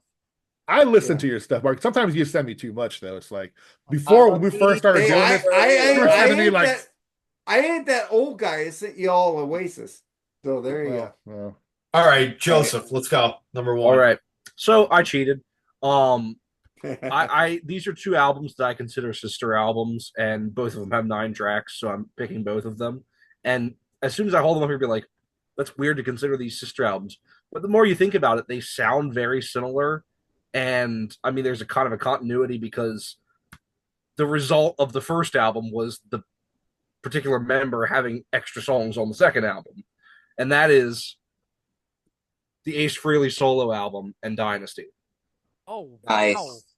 You know, I didn't even think to look at the Ace Frehley solo album is like my favorite Kiss product of all time. Yeah, Yep. I didn't look at the. Yeah, it's the best thing with the Kiss name on it. I Hey, think. It is. 9 tracks. big swing and a miss on me there. Nice Yeah. job. Me too. Joe. Me You too, fucking- actually. You So, fucking yeah. rule, dude. And didn't even think of it. I can, I mean, between Anton Fig's drumming and Oh, Ace fucking Frehley having a tremendous. greater presence on Dynasty, I consider these very related albums because you kind of Sure. get like a big thing on the Ace Frehley solo album is like the undertone of the acoustic guitar, and you can hear Dude. that especially on his Yeah. tracks on this.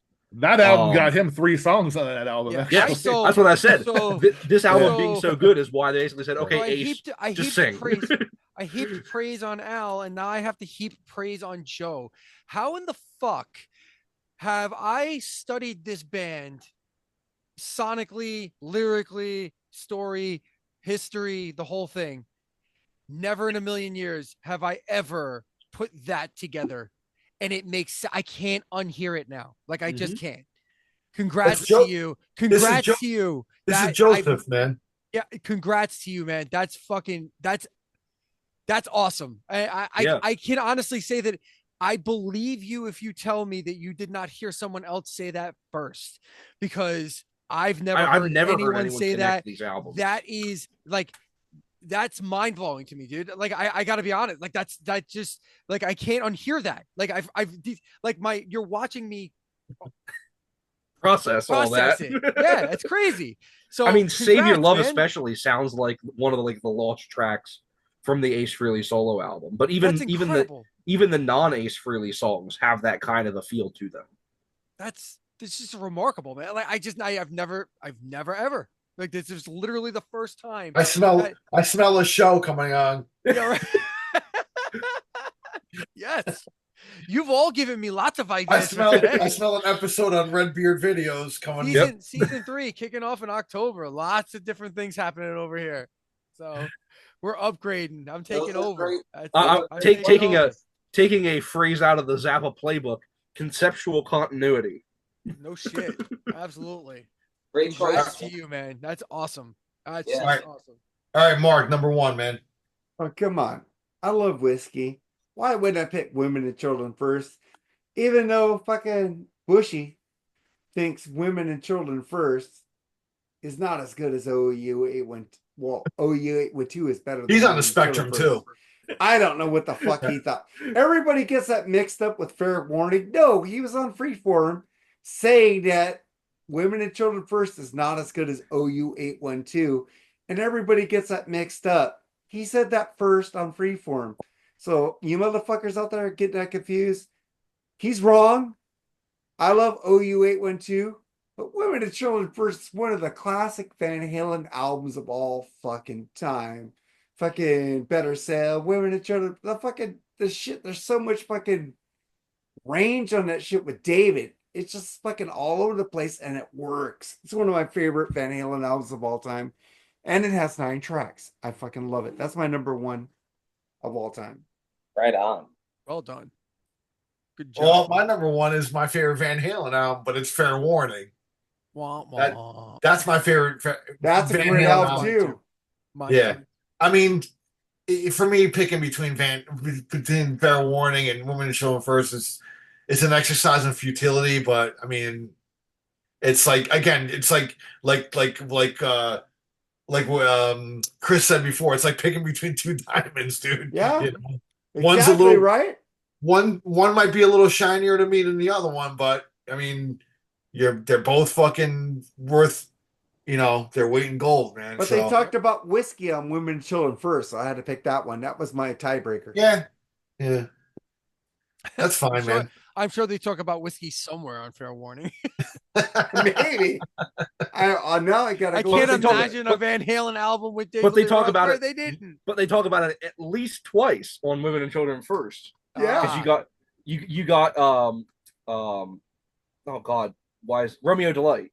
Yeah. Take my whiskey to the party tonight. I'm looking Yeah. for somebody to squeeze. There you go. That's why I picked Women and Children First. Even though Fair Warning is my favorite Van Halen album, but Women and Children Everybody First has a wants lot of some. variety. Everybody wants them. Love that scene in Better Off Dead with the Oh hamburger. yeah. Amazing. Well, Well, That's it. well, Chris, one thing, man. It's like your Jets might be for real this year, man. Oh, Jesus Christ. They won tonight. Now, They're pretty good now, tonight. now we jinxed them. Dude, hey, Jerry, my mom died this year. Want to talk about that too? No. Okay. How'd she die, man? I'm sorry.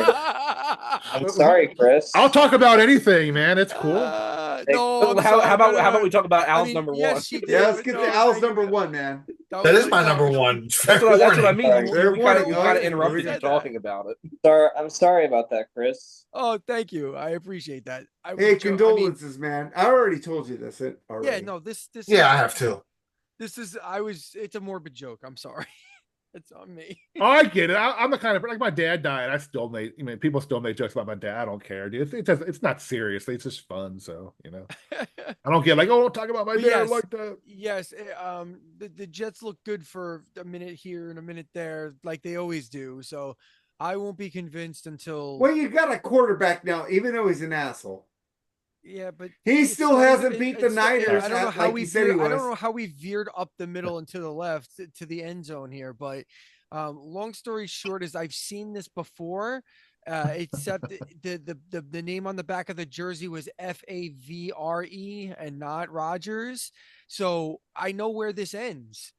I know how this goes. Just remember, Aaron Rodgers has not made the 49ers pay for not picking him. So just Spoiler saying alert, that. it usually ends in a butt fumble.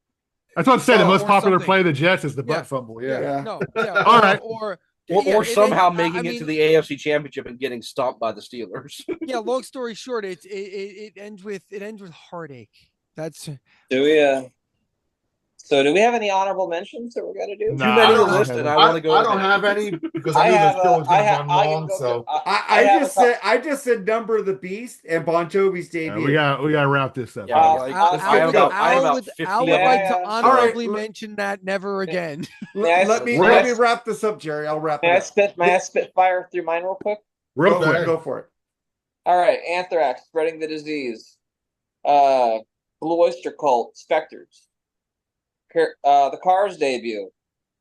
Oh shit! You didn't even think about Creedence that. Clearwater Revival, Green River. Molly Hatchet's debut. Overkill, The Years of Decay. The Rolling Stones, Let It Bleed. Sanctuary, Into the Mirror Black. I know, Joseph, you and I love that album. And Thin Lizzy, my favorite Thin Lizzy album, Thunder and Lightning. All right. Well, I just There you had Bon Jovi's debut, Number of the Ooh. Beast, Iron Maiden, and Arcadia, So Red the Rose. So, but let's get the let's. I let's have about 50 of them. If anyone cares enough, address me separately. We'll do Al, another man, show about anything it. to promote, Al? next week on Black Spinner Circle, Andy decides Andy's show. So we're gonna do top 10 hip hop albums of all time. And I think we're gonna he's inviting Eddie Canestracci and Gabe Vallejo. Scribble. Yeah. Scribble. So they're kind of more into the hip hop genre, so that's why he's inviting them. We're gonna move it to Tuesday because Wednesday I can't do it. So that's what we got next week. So Redbeard, what do you got? Redbird. I mean Redbeard, what do you got, bitch? pretty. Red- I'm a Redbird. I thought you called him Redford. I'm Robert Redford. Hey, come on, Chris. What do you got going on your channel? You're coming back with a nothing- new season, right? Yeah, nothing right now. New season. I'm looking at early October. I hope late, maybe mid at worst. There'll be a live stream to come with that. All kinds of other stuff. I'm gonna drop a trailer probably in the next week, so be on the lookout for that. Redbeard videos on YouTube and everywhere else, TikTok and the whole nine. Well, And thank Freeform you. Rock. And listen, guys, just straight up, real quick. Thank you so much for having me on the show again. And Anytime, dude. it's good to be back, and being in this place, doing this thing again. So this is fun. I haven't been gone because of you guys. I was gone because of me. So I hope to be around more. And thank you for having me. Hey, Yeah, Jerry, you're just not invited. You're just not invited to any more Rush episodes. Thank you for Sorry. being on, dude. I'm just kidding, man. I'm just Jerry, kidding. Dude. promote your stuff, man. 3 Shots Down podcast, Freeform Rock podcast. This show, fucking, I don't know, whatever. All Listen right. to them. tomorrow on the Freeform Damn it. Rock podcast, we got Travis Perrotta on there with Motley Crue, Girls, Girls, Girls, Oh, what which a I already shitty did album. on the Rock and Metal Combat podcast. I don't think I changed my mind on that album, Yeah. but we'll see what Jerry Oh, and Travis God, thinks yeah. on that album. Yeah, And can I make also, a Oh, sorry. Go ahead. go ahead. I'm just saying, check that out. We're on we're not on Spotify. We're on I hope the show is better than the album. Paul. It, I think it it's would be funny. hard for it. It would be hard for it not to be. I think It it's won't be funny. better than this one. That's No. for sure. The only spoiler I have is I did no homework on that album whatsoever. I That's go the only I go spoiler off I'm on giving. Nona. Well, Is who it- wouldn't is it go sad? off I just on actually- Nona? Is it sad that Nona's one of the better songs on that album? It is. No, that's a piece my. of shit song right there. But Well, That's That's how, got that's how beautiful, bad that album is. I don't have anything to promote, but I will recommend this. The Ramones at 40. It's a really cool picture book. If any Ramones fans here, all these cool photos of the Ramones. It's a Mark yeah. Popoff book. It's awesome. I'm a big Ramones fan. They were one of those bands that they grew on me, and I delved more into their catalog more, and I really love them now. So Ramones at 40, check it out. All right, man. Also check out the Triumph episode, Thunder 7 that's on there right now. But tomorrow will be Girls, Girls, Girls. All right, we're out of here, man. Thank you guys for being on the show. Thank you We for love having me, all man. of you. Thanks, You all guys. rule. I need to And get Al, back. you did a hell of a job, buddy. Thank you, man. We love Love you you guys. Take care, man. Good night, good day, and whatever. Later. Cheers. We're out of here. Bye. Cheers. Bye, everybody.